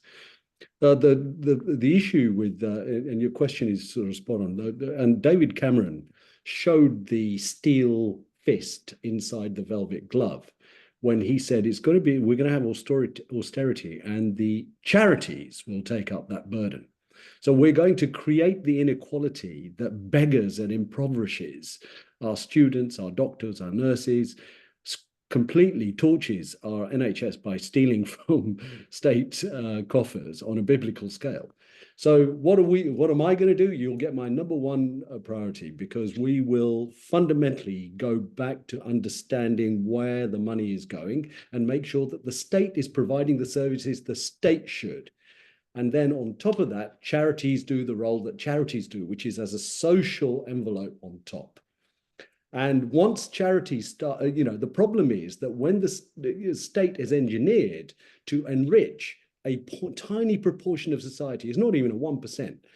You've got now more billionaires. You know, you had 15 billionaires in 1990, and now you've got 171 billionaires. And it went up fastest during COVID and austerity, right? So you know what these two parties are doing. They're funneling the money into the rich and they're dumping the problem on charities. What I would say is we take back that prerogative. We provide the services that the state should be providing. It will be done at a fraction of the cost. I gave you the example of the NHS, 30 billion versus 190 billion, 100 billion every year being shoved into private pockets. And every single aspect of it, the utilities, these are natural monopolies. Time's up, Khalid. So I would say we would, number one, take back the conditions that the state needs to provide and let the charities provide the social. Thank you very much, Khalid. Marilyn, you're looking at the questions. How many questions have we got left? Right, so we've got where we are. We've got 10 questions. However, what I'm probably going to do, because some of them touch on similar issues like parking, planning, that sort of thing. The next one that we've got coming up from Andrea is a standalone question. But technically, we've got 10 questions left. Okay. In order to circumvent and save a bit of time, because it's already 20 past, I'm not too sure what the candidate's capacity is to remain for a bit longer. I think we're going to have to reduce the time to a minute here, because we want to get you as many questions as possible. So if people can be very succinct in responding to the questions, then at least we can get through some of these questions, and we'll consider how we address those that we can't get through within the time. So a minute on the clock, Marcia. What's the next question? Right, the next question, this is about young people. So the young people of Watford are massive targets for county lines. There is nothing to occupy young people during the evening, school holidays, unless the parents have money to spare. So the question is, what will you work towards to provide extracurricular activities for our young people to help prevent them being groomed? Okay, so I think we're looking for some sound bites here, really, from you in relation to these questions now. So we're going to start in this case with Gary. What do you say about that? Yes, I think the provision of activities is extremely important, and I believe that if we can increase the support for sports clubs and for volunteering again to help young people and to press into service some of the existing facilities we've got, such as at West Herts College, where they wrote to me recently and said, we've got rooms free. Do you want to hold a hustings there or have meetings? Well, it could very well be that we could use these sort of facilities in order to arrange things for young people. Although I must say, when I was a young person, this wasn't the sort of activity, organised activities wasn't the sort of thing that I was involved in, but that was some time ago. Thank you, Gary. Next up is Dean. Yeah, well, I think there's one of the key aspects to that for me is around volunteering. Again, without referencing too often the time during the pandemic, but the way the community came together, but especially young people. One of the things I really saw in the NHS when volunteering there was the number of 16, 17-year-old young people who were volunteering. They were getting skills for their future careers, but also really being part of something. And I know it's been a bit maligned in terms of the communication around the national service that the government's been talking about. But actually, the premise of that is more about volunteering than it is about military. And I proposed at PMQs two or 3 years ago the idea of an NHS cadet scheme to make sure that kids have got pathways for volunteering so they can support each other. But also I think there's a really great role in making sure that we're signposting better charities. So instead of saying, what can I do this weekend, and it says go to Alton Towers or something, actually you have signposting which says, this is volunteering at this place. This is stuff that a family can do. This is stuff that someone under a certain age can do. And I think there's an opportunity in Watford to pilot that sort of scheme. Okay, thank you. Ian. Yeah, great. Thanks very much. I mean, I'll be really, really quick then. So investing in sports and leisure facilities is in our manifesto. It's one of the things that we're really proud of. We don't have sufficient capacity across the country. I think we're really well represented in Watford. Actually, our leisure centres are amazing and our parks are amazing, but that is an issue across the country. So yeah, and also protecting funding from that we receive from National Lottery there as well is something we've got in our manifesto. We want to invest in theatre, in crafts, in creativity as well. Again, Watford Palace, Pump House, we've got some really good examples there, but further signposting to them is also incredibly worthwhile. On the volunteering front, W3RT and local community groups do so much there already, but again, furthering and supporting that and going into schools and making sure those links are working very well. They are working well, but again, the role of an MP can be to also strengthen and further those ties. So that'll be my quick answer, Clive. Thank you. Matt, over to you. Yes, thank you. So services for facilities for young people. Yes, we used to have them in Watford. The council scrapped them. So there were facilities that were in Leggett. Yes, you did. There were facilities in Leggett and there were facilities in Harwood's Rec as well. So they were taken away, which did a lot of work to help young people and to support them. County lines, yes, it is a big problem. In a previous life, I did a lot of work with the Safeguarding Children's Board. And so we did an education programme around some of that in order to help them. More of that is required, but it does require resources. Extracurricular activities, you would have heard reference made in education circles about something called STEM. Well, we think STEAM rather than STEM. There is an A in there, which is arts. And arts is really important in terms of culture, of engaging young people in activities. It's not just sports. Sport's very important, but getting them doing something with their creative ambition, talent and initiative as well can really help them direct them and to keep them, engaged in activity that is appealing to them, and rather than getting groomed, as the phrase was used. Okay, thank you. Aaron? Thank you. Yes, as I mentioned in my last answer, we're absolutely determined to restore the funding withdrawn from youth services since 2010. Equally, like Labour and the Lib Dems, we're very passionate about reinvesting in arts and sports and culture. And the other thing I think is well worth mentioning is our desire to get back to community-based policing with a massive cut in the use of stop and search, which, as we know, has been proven to disproportionately target people of colour. Hope that was succinct enough. Yeah, that is. Thank you. Khalid? Yeah, I mean, the problem is, unless you address the fundamentals, this is all lipstick on a pig. You can change the color of the lipstick, but it's still a pig. You can have blue lipstick, red lipstick, orange lipstick, it's still a pig. The fundamental problem is poverty. They don't have anything to do. This so-called cost of living crisis didn't arrive from God or the universe. They created it. They actually sanctioned our own energy and then put the bloody interest rates up. So that can be uncreated. So what we fundamentally need to do is we need to fully fund our councils. This is what councils are there to do. They're supposed to, it's local democracy. They're supposed to be engaging with the local community and identifying exactly what is needed, but they need to be fully funded. There's plenty of funds. Rishi Sunak went trotting off and gave £2 billion of our money to a country called Ukraine, like thousands of miles away. I've never been there and I've traveled all over the world. And he doesn't have money to fund Watford Council to stop our kids doing county lines. There you have it. Thank you. Okay, so Sarah, finally. Yes, I think everyone else has pretty much said what is needed to be said. It's children not having stimulation that they'll need as they're growing up. They're out on the streets. They're on their phones, being targeted by people. There's no police presence. I've reported drug dealing in my area, and I don't believe it's ever followed up. We do need volunteers. We do need volunteers to set up community hubs where young people can go. Couple of evenings a week. I know when I was at school, we used to go to the school for the youth centre. There would need to be financial resources to cover that, but predominantly we need volunteers to man it up, man up the centres. So there's a lot of issues that would need to be addressed in that one question. Thank you very much, Sarah. Marlon, next question.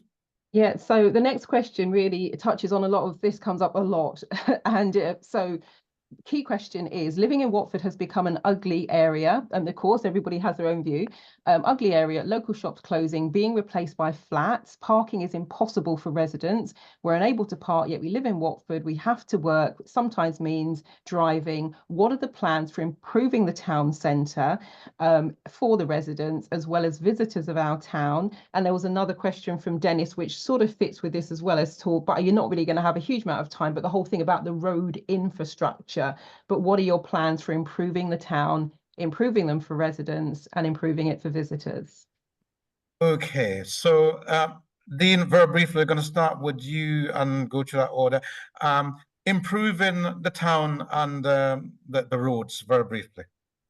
Well, first of all, I think we need to make sure that we're not just making drivers feel like they're the enemy. You know, we need to make sure that we're backing drivers.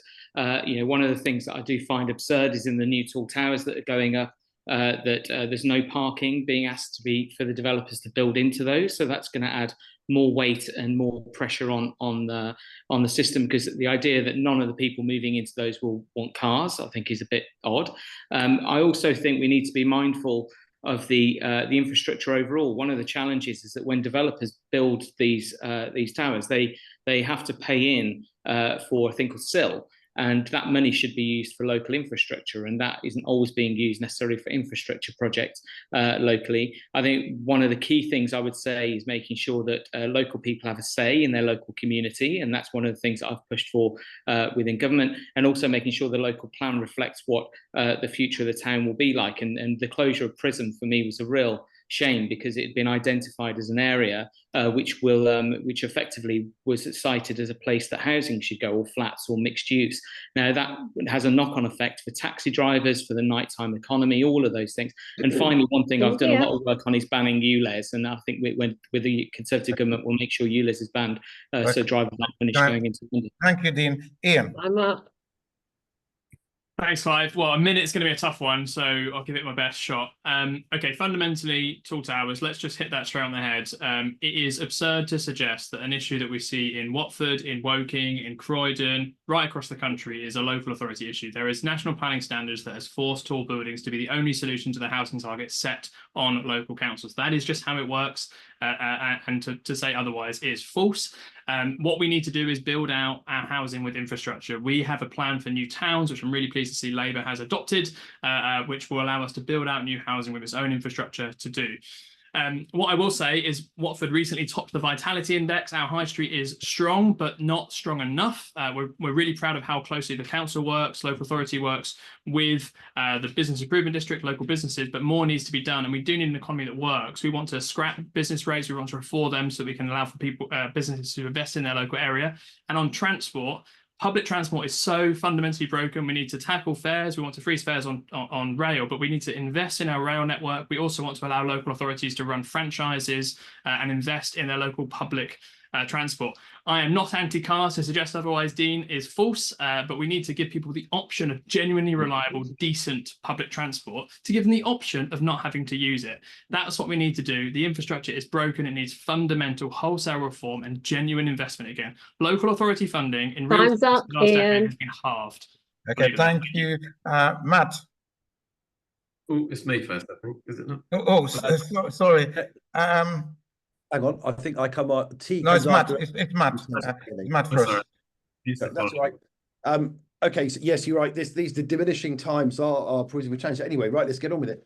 Population demographics for Watford, don't know about other towns particularly, but starter homes is what Watford really needs, not just tower blocks. So I think, you know, whatever system is used has to find a way of being able to deal with what the demographic requirements of the town are. Labour's proposed 1.5 million new homes. We definitely have got a big focus on new towns to be able to do this. And the reason to be able to do that is because then you can help build the infrastructure that needs to go alongside it, which is what a lot of the questions in the chat seem to have been about.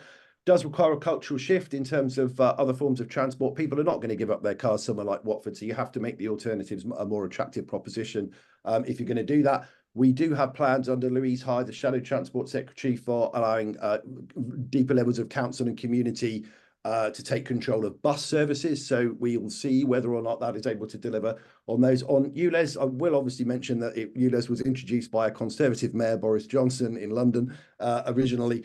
And high street reform in terms of business rates, so that you have that better mix of stuff going on in the high street. Yeah, we're absolutely in favour of that. Thank you. Thank you, Aaron. Yeah, sorry for interrupting last time. Got my alphabet mixed up. Yes, likewise, public transport, absolutely key.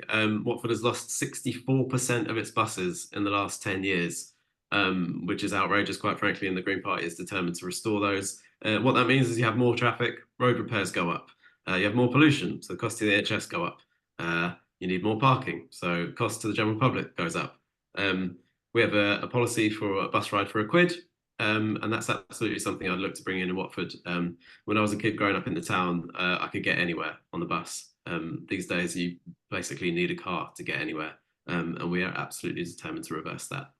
Okay, thank you, Khalid. Right. So, what you're saying is just, the same epidemic.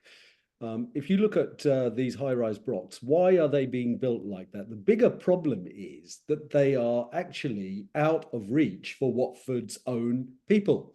Our kids can't buy a room or a flat that you can't swing a cat in those places. That's the bigger problem. We need a massive, massive program of affordable housing building that's state controlled, where the rental for that is reasonable, so a normal working person can afford it.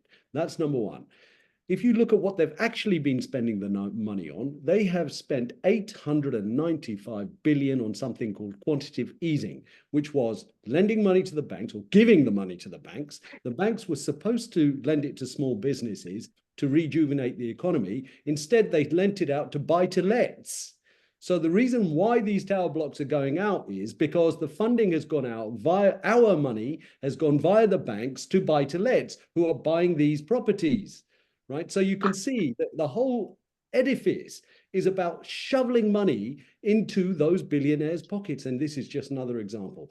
That money would easily fund brand new high-speed rail throughout the country. So once we fix those problems, these problems fix, so the rest just doesn't work. Thank you, Khalid. Sarah? Yes, thank you. I think the original question asked about Watford turning ugly, and I have to agree that the tower blocks, especially up by Watford Junction, are hideous and dystopian. And if I were elected MP, that would be the last of it, to be honest with you. I don't know how I would challenge the policy of the planning department, but I would try to put a stop to high rises. And we would ensure that any new homes would be built with green spaces and appropriate to the town as it used to be. In terms of the traffic, yes, bus services are not good enough. We certainly need an overhaul of that.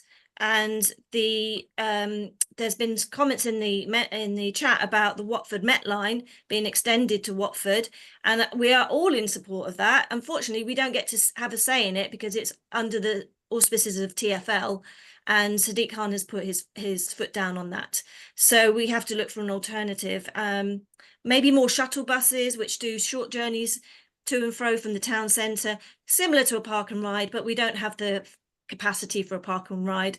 But maybe something along those lines, starting at maybe Asda or Sainsbury's, going into town on a more regular basis than the Aviva bus timetables. Those things need to be addressed. Yeah, thank you, Sarah. Finally, Gary, on this question. Yes, thank you. I will answer the question. First of all, I disagree a little bit with the premises. Shops open, shops shut. Watford is a market town, and our economy is such that we've had pop-up shops, people open, they close. That's all part of the market economy that operates, the free market economy that operates in Watford retail. And I think it's fair to say that the density of the population that we have in Watford, it being one of the most densely populated boroughs outside of inner city London. It would probably be right up there if we didn't have Cassiobury Park, which obviously makes it less, the statistics less densely populated. But the key thing, of course, is the top-down planning of the government, where they set these ridiculous targets and the council has to work within them. So we need to get rid of those and let the council and local people have more say on planning without being dictated to by the government. Thank you, Gary. I think we've got to consider a position now, because of course it is just it's actually 8:30. I think we have a number of questions. Can I just check that our candidates are able to stay with us any longer? I did have a meeting. I've moved it till 9, Clive, so please carry on.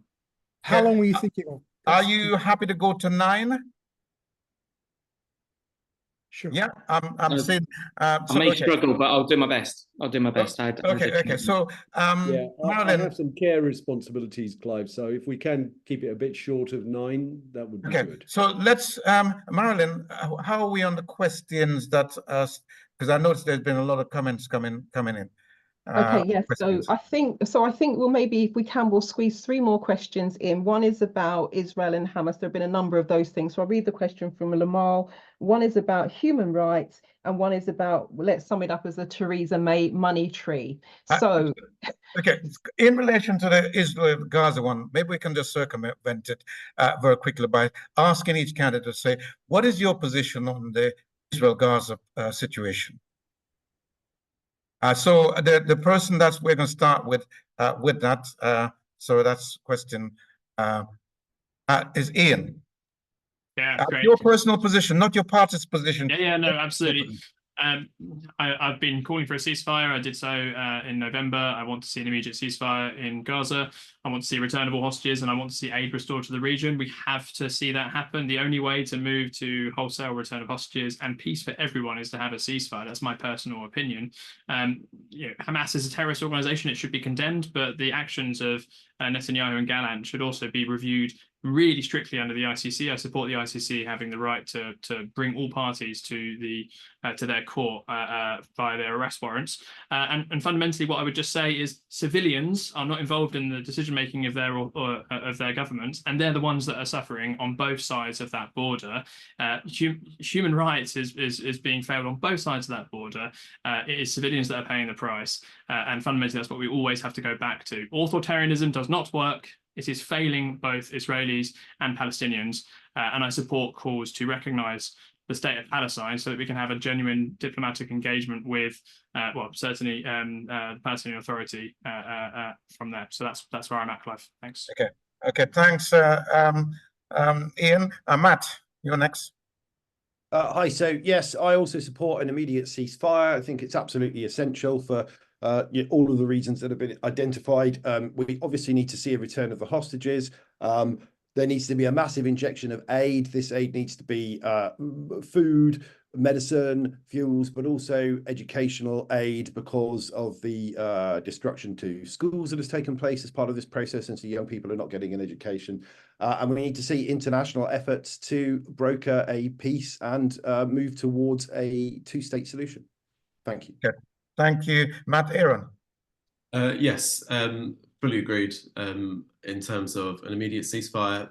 One thing I keep mentioning in all of these hustings is that this conflict has now produced the single most child amputees in history. And for as long as the United Kingdom keeps supplying the Israeli state with weapons, we are complicit in that. And it is absolutely fundamental that we halt all exports of arms to the Israeli state.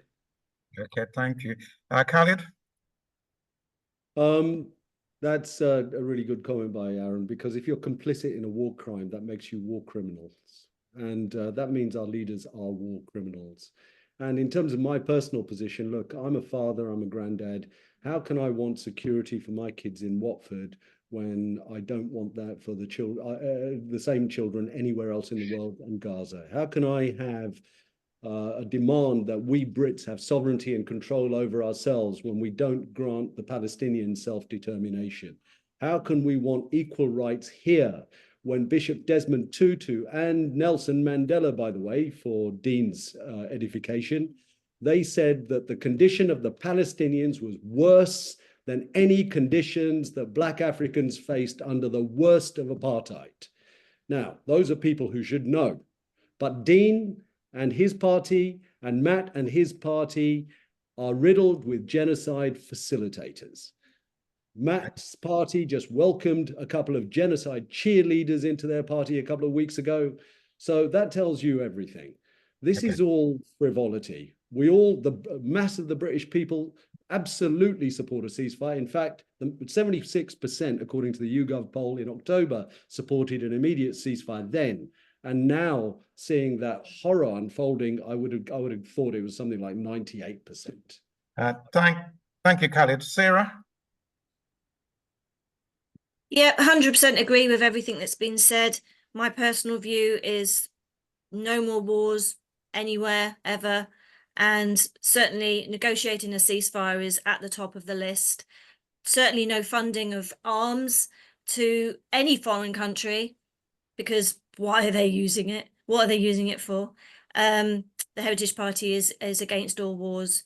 And I would just like to say a political point here, in that the main parties will have, whoever you vote in as a Watford MP, they will be beholden to their party whip. So it doesn't matter what the personal view is. If their party view is to support the war, then they have to vote that way, or at least they abstain. So for myself and the Heritage Party, our opinions are aligned, and we will vote in the interests of innocent people everywhere. Thank you. Thank you. Gary? Yes, thank you. So believe in a two-state solution, but I don't think that two-state solution is possible if Hamas is running the negotiations from the Palestinian side.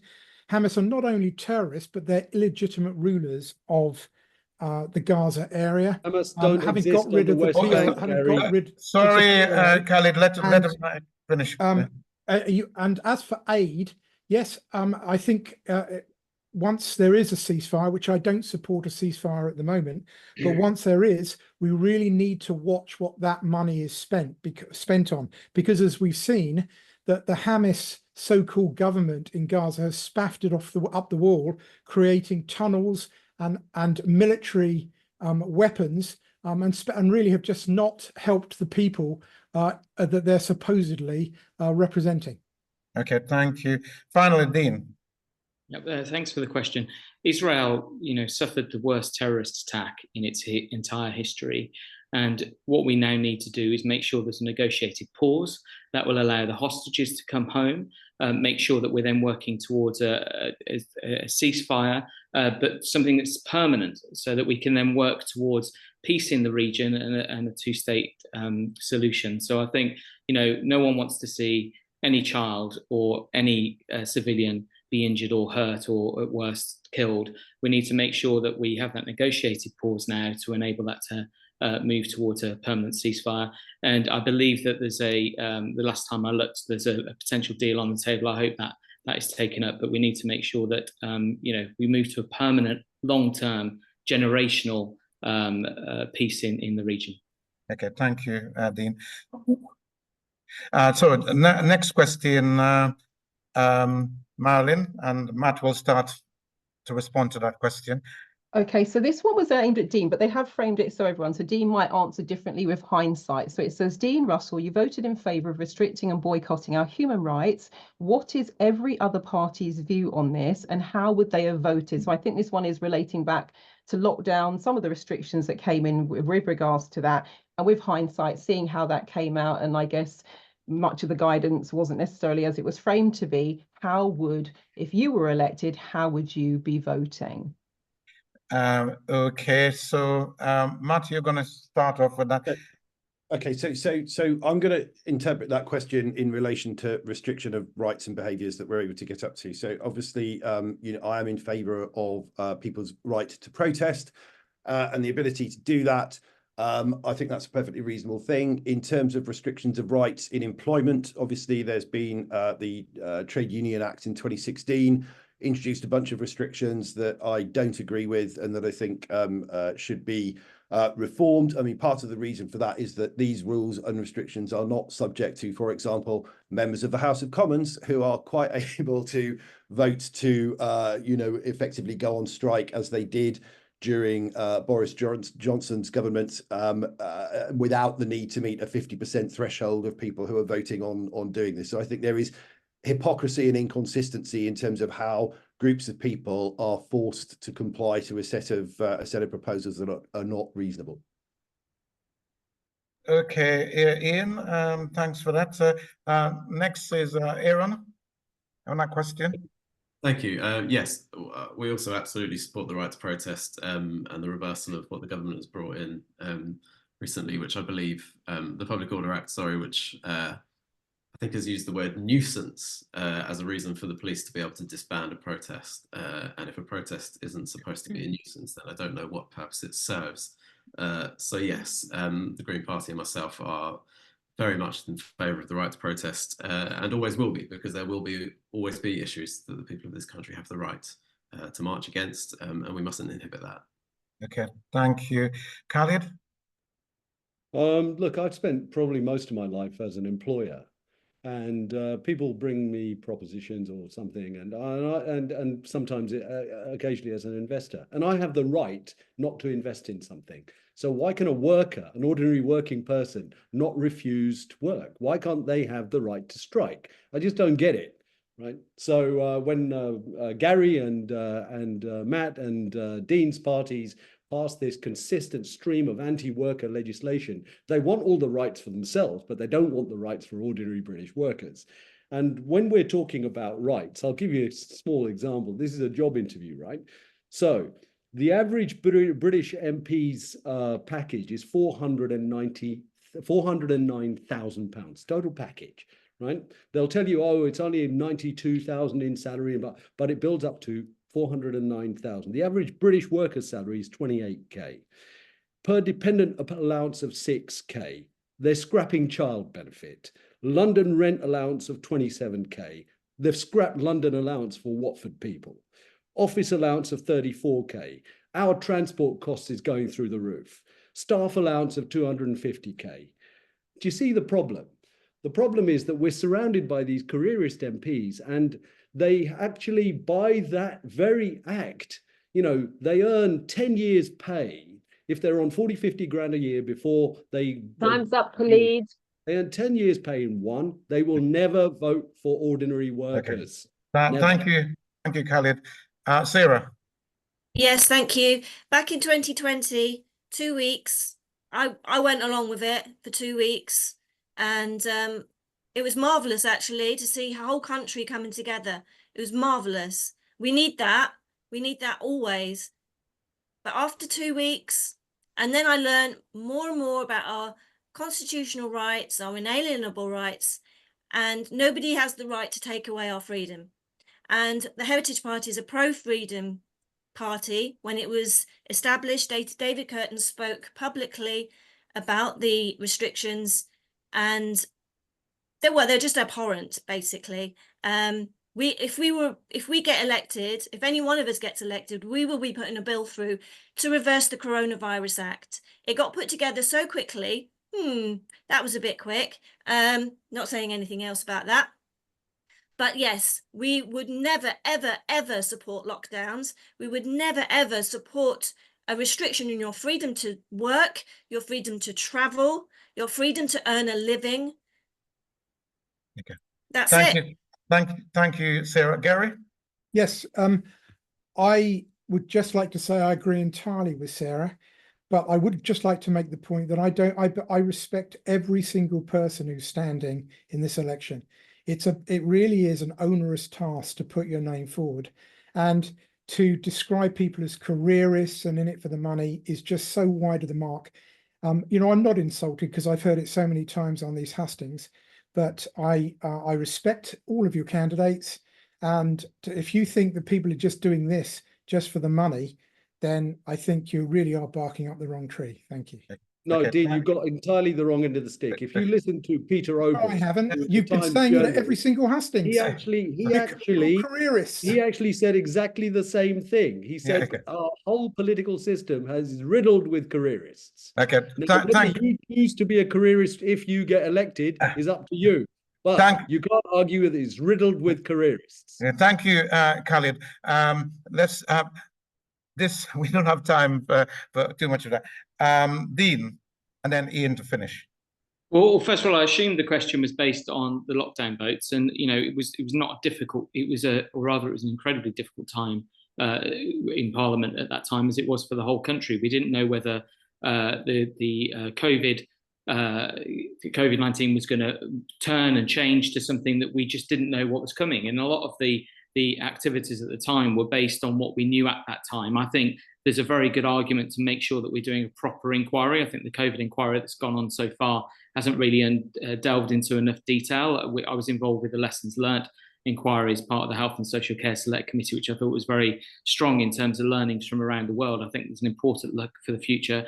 I think on workers' rights, when I was at a short time as a minister, during that time, I made sure we moved forward with things like flexible working rights, carers' rights, maternity rights, neonatal care rights, including my own tips bill. And just on the point about careerists and expenses, that 400k is sort of a bit of a nonsense. A good chunk of that is for staffing and for offices, and you need a team to do a lot of this work. But what I would say is pose a question to every single other candidate here. Would you join me, if you're elected, in taking zero expenses, personal expenses? Because I haven't claimed a penny on personal expenses as an MP, and I would hope each one of you would put your hands up right now to agree and join me in doing that should you be elected. Thank you, Dean. I won't put that to people now, but thank you for that. Ian, to finally. Yeah, thanks, Clyde. I mean, Dean, I'll take that pledge, but honestly, you're trying to throw a political thing at the end of a hustings in a really nonsense way. The scale of change of our rights over the last 5 years is incalculable, and we really need to be clear on that. So one thing I would point to, and it's not come up at all in this discussion, it's a real shame, but your freedoms by extension of leaving the European Union are dashed. You're dashed. Your rights to travel, your rights to work, your freedom of movement have been dashed. And that's true for businesses too. That's something that I oppose purely on the, not only the economic principle, but on your rights as individuals. Matt covered on the protests. That's absolutely right to point to. Britain was founded on the policing by consent, right to process, right to freedom of expression. It's absolutely incredible that that's changed over the last few years, and we should be appalled by it. And then finally, on lockdowns, I support the principle of lockdowns if that's what healthcare professionals are asking us to do. But the point has just been made by Dean. We have to have genuine COVID inquiry, genuine transparency, and all these things. And we are being asked to follow laws, and we were asked to follow laws by people who didn't follow them themselves. We're either all in it together or we're not. If the right thing to do is lock down for public health, lock down for public health, but be transparent, be consistent, and have integrity on that. Laws should be followed by those who make them. It's that simple. Thank you very much, Ian. And we're going to come to the final question. Bearing in mind we want to try and finish by 9. So Marilyn, but before you come in with those questions, if you do have other questions you think is really critical that we should be tackling, by all means put them in the chat. We'll put them. We'll collect them together and share with our candidates and see if they have any feedback in relation to that. But the final question, Marilyn. Yeah, so the final question relates to the famous Theresa May, there is no money tree. And people are asking, with the key things that the candidates are passionate about and really kind of focused on, where will the money come from to fund all of the things they are talking about here? And I understand that's a complex question because it's going to come from different places, but people are asking, how is all of this going to be funded? Okay, so we're back around to you, Aaron, to start here. Thank you. Yeah, I'll sum our position up very quickly because it is quite a succinct thing. A wealth tax, 1% annually on assets above £10 million and 2% annually on assets above £1 billion. That would raise an additional revenue, we estimate, of between 50 and 70 billion pounds per year. I think it's worth reiterating something myself and Clede have both brought up tonight, and that is that there are 6 times as many billionaires in this country as there were when the Tories first took over. There is money in this country. It just does not circulate.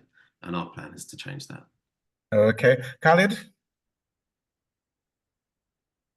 Sorry, it's just unmuting Clive. So, yeah, money tree. Does anyone still believe about this tripe about the money tree? Let's look at what happened to the money tree. So after she said that, they spent 370 billion on COVID contracts. Where did that come from? Where was they? Must have hit a money load down below somewhere. And guess what they've spent on quantitative easing? Just giving the money to the banks. 895 billion. All of this is funneling into those 171 billionaires. So let's not kid ourselves. Anybody in business, anybody who works in the city where I work, people understand this. All this charade that Labour and Tories say about no money, it is exactly that. There is plenty of money. I've already given you the examples of how they're siphoning it off. Right? They say that they're lowering taxes. I mean, Gary talks about lowering taxes. By the way, Gary, I don't call you a careerist yet. If you choose to be a careerist, if you get elected, then you will be a careerist. But the point is that if you privatize natural monopolies, you're effectively giving that money to other billionaires. Monopolies have no business in a free market. I have worked in a free market all my life. Monopolies have no business in a free market. Okay. So you bring back the utilities, renationalize the railways, renationalize the NHS, you will free up billions for these other plans. Billions. Thank you, Khalid. I think, Sarah, you're next, followed by Gary. Yes, sorry, just had to get my charger for the laptop. Yes, where's the money coming from? Well, we won't be giving it to foreign wars. That's for sure. We won't be supplying people with weapons, and our military will be based at home because it's a defence. So it will be for defence, and it would only go abroad if there was a need for aid, but not to be involved in the war itself. So that would save a lot of money. Streamlining the NHS, and as Khalid said, getting rid of all the private contracts, all those third parties, make it a proper national health service, get rid of this public-private partnership. It's not necessary, and we'd save an awful lot of money by cutting out that middleman. So I'm out of breath getting my charger. There are many ways we can save money. I'm an accountant. I know how easy it is to save money if you switch off the lights when you leave the room, and hopefully the Conservatives will do that.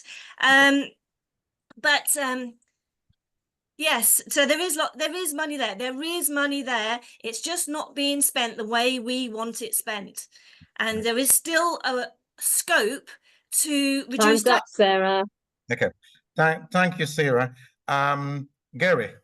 Yes, I think it was Sachdev, if I've got his name right, who asked this question, and boy, is it the good one. First of all, there's the fantasy politics of taxing wealthy people who flee the country. The tax advisors are smarter than anything that we've got in HMRC. The millionaires point is ridiculous because most of these millionaires are asset rich, i.e. they have houses in Watford, and cash poor. It's just the politics of envy to continue to go on about nationalisation. All we're going to do is to give power to the unions, which are Labour, and join our Labour candidate outside Watford Junction, supporting ASLEF and not running our trains.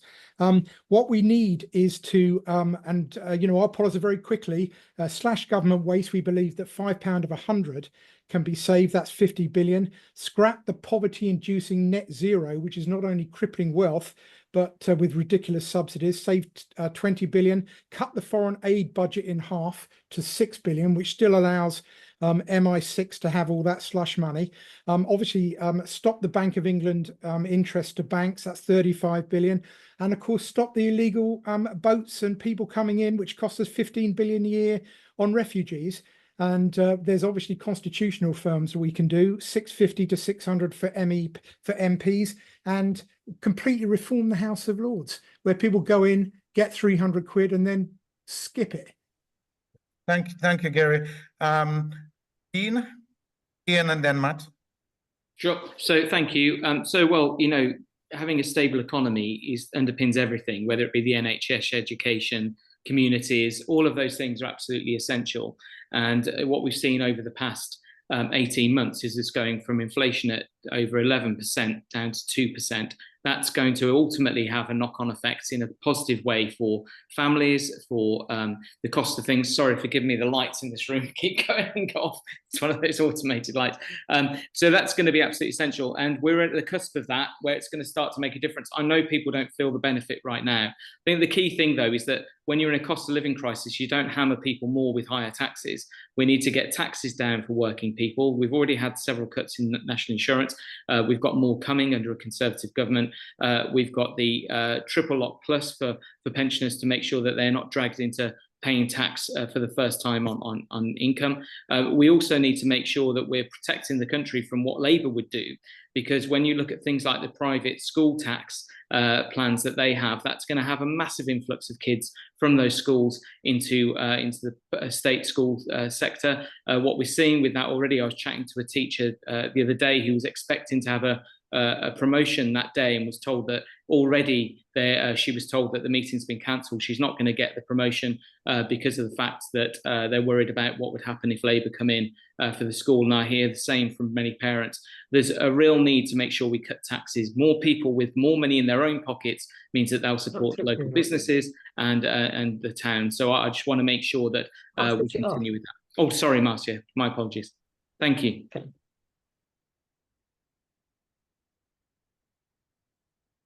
Shall I go, Clive? Ian and then Matt. Thanks, Clive. I mean, I've set out some of the ways that we want to raise some of the funds that we need to pay for our massive investments in social care and care that we've been laying out, not least proper windfall tax on big energy firms, reversing tax cuts on banks, properly reforming capital gains. You know, there's a raft of things in our manifesto, and I'll post a link to the costing plans there. I would also say we are advocating very strongly for re-entry to the single market to really, again, unlock business and trade investment right across the UK. We've put up trade barriers at a time when inflation also massively grew. It has helped to fuel inflation and the cost of living crisis. We have to, you know, stop putting up trade barriers. It's genuinely incredible that the Conservative government was the one that did that. But, you know, Labour is silent on that issue too. You've lost freedoms and business have lost access and control. It's genuinely incalculable. So that's how we would do it. We would raise funds on those who can afford it, specifically large corporations and banks. But also, I'm trying to be really earnest with you about the fiscal challenge facing Britain. We have tied up our economy. We need to untie it and allow international businesses to invest again, allow our businesses to invest again, and allow them to compete on an even keel with the massive supply chains that exist right across the world. Thank you. Matt, to finish. Thanks very much. I'll try and be really speedy. So there's two areas here: raising income and making savings. On the raising income, we will end the non-DON tax loophole. We will claw back tax through the avoidance that's taking place. We will end the perk of VAT on private schools. We will raise revenue from closing the carried interest rate tax loophole. Stamp duty to be paid at an increased 1% from those purchasing UK property by non-UK residents. We will have a windfall tax on the oil and gas giants. And in terms of savings, we will halve the spending going on consultants at the moment. We will end the use of hotels for asylum seekers, which is costing a fortune. We will scrap the Rwanda scheme. We will defer the A27 bypass. We will do full cost recovery for firearms licenses, and we will redirect PCC grants for victim support services. Just one, if I've got time, one very brief point on the private school VAT tax. I hear that argument a lot. It is a perk, but the Times last week reported that numbers of people going into private schools is actually still increasing. This proposal has been around for around 2 years. There is nothing new or shocking about it. Everyone has had the chance to plan for it.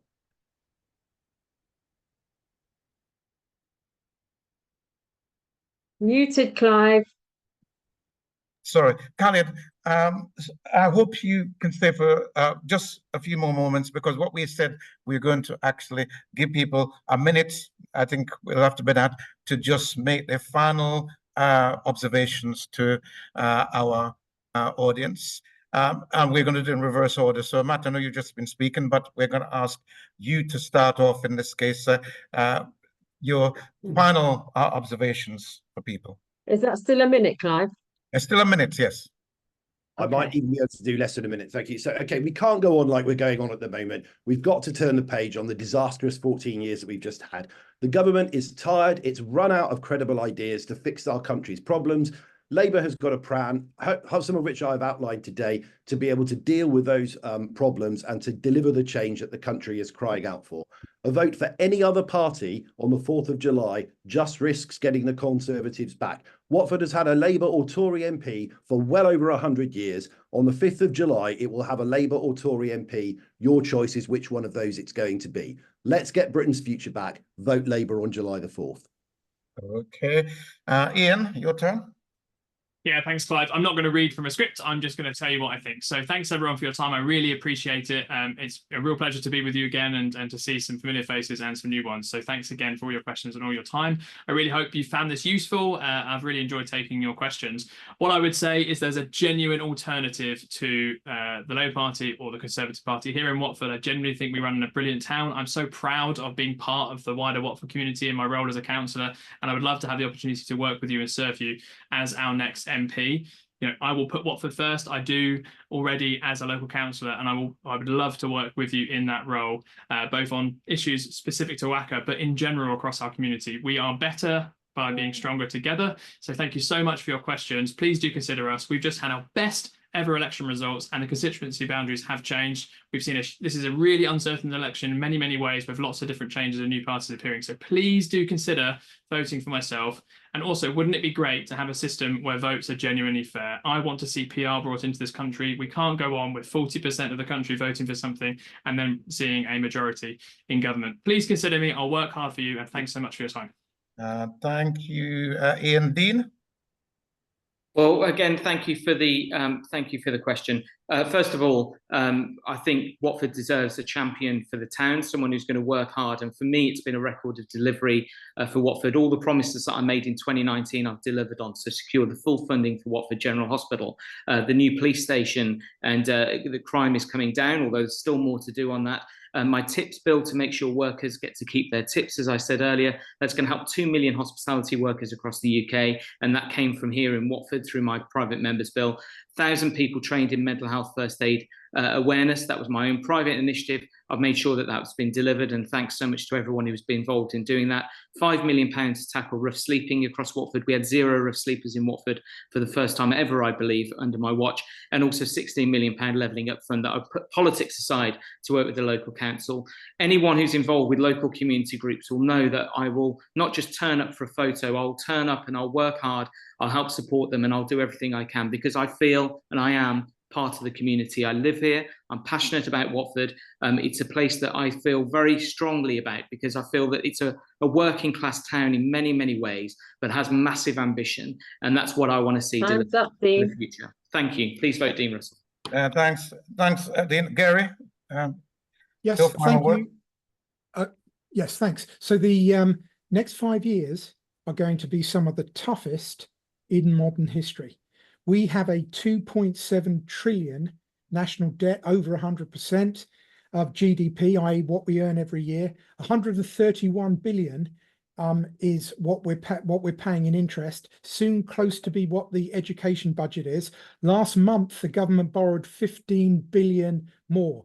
All of the parties that have spoken about how they intend to raise tax, how they intend to pay for their schemes, are effectively going to be doing things which are going to reduce wealth because they're disincentives. Our plan is to cut genuine savings and make, particularly with net zero, which is a pernicious scheme that's crushing our car manufacturing industry. We have momentum in the polls. We're overtaking the Tories, and we're a new party on the block with sensible ideas. And all I would say is give us a chance. Okay, thank you, Gary. Sarah? You're muted. Sorry, we'll go backwards. I wasn't expecting that. Yes, so if I was your MP in Watford, I would prioritise the people for Watford. And get involved in the community of Watford. And as I've said before, I really want to see Watford becoming one people, and as I felt it was when I moved here, to be honest with you. I feel it's got a bit more disparate as the years have gone on. I'd like to bring it back to a community feeling, which not everyone has that advantage of being part of a community. In terms of when I'm in Parliament, I will vote for the things which benefit the people for Watford, and I will oppose the things that don't benefit the people for Watford. We at the Heritage Party are a pro-freedom party, and we would never seek to stop you from doing something for your own family, for your own livelihood, for your own happiness. Do no harm, and live your life to the best that you can. Thank you, Sarah. Khalid. There's a trick in psychology called framing the debate. So you put somebody on a spit and you stick them over a fire, and you say to them, do you want me to turn the fire up or down? Do you want me to turn the spit slowly or quickly? Well, you start thinking about those questions, but actually you don't want to be in the fire in the first place. So what they're trying to do here is frame the debate. There is no difference. I mentioned it earlier. Labour, Tories, Gary's reform, lipstick on a pig. The pig can have different coloured lipstick. It is still a pig. We are still in Watford crushed under mortgage debt, chronic problem with housing. None of them have got a policy on state housing. We are crushed under the privatized monopolies, where we now pay monthly what we used to pay on a mortgage. None of them have got a policy of renationalizing those. We are crushed under a decrepit transport system. None of them have got a policy of renationalizing that. We are crushed under a crippled NHS. None of them have got a policy of renationalizing that. The time to stop this is now. Vote for Workers' Party. Look at the manifesto. It's the only one that demands the change that this country needs. Thank you, Khalid. Aaron, to conclude. Sorry, classic me. Yes, thank you. I'd like you to vote for me just because I'm a very ordinary bloke who is from the town that we're all voting in. I don't have any connection to the political establishment, and I've never really craved any sort of power. I just want to improve the lives of the people of my town, and this feels like the very best way I can do that. If I was elected MP, the people of Watford wouldn't just be my constituents, they'd be my family, my friends, the people I went to school with, and the families they've had since. And I think that's a really wonderful extra bit of pressure that I'd revel in, especially given that if I was doing a genuinely bad job, it would be my mum that was the first person banging down my door to tell me. I'd also like to mention that a vote for the Green Party isn't one that you do out of fear, it's one that you do out of hope. We're not a protest, it's a vote for fairness. It's a vote for a country where hard work means fair pay, where doctors and dentists can be seen as soon as they're needed, a country where food banks, child poverty, homelessness have all been consigned to the history books. And all of this is within our reach, but to get there, we have to drastically change the way our society works. And a vote for the Green Party is the first step in that direction. So please, on July 4th, vote for me.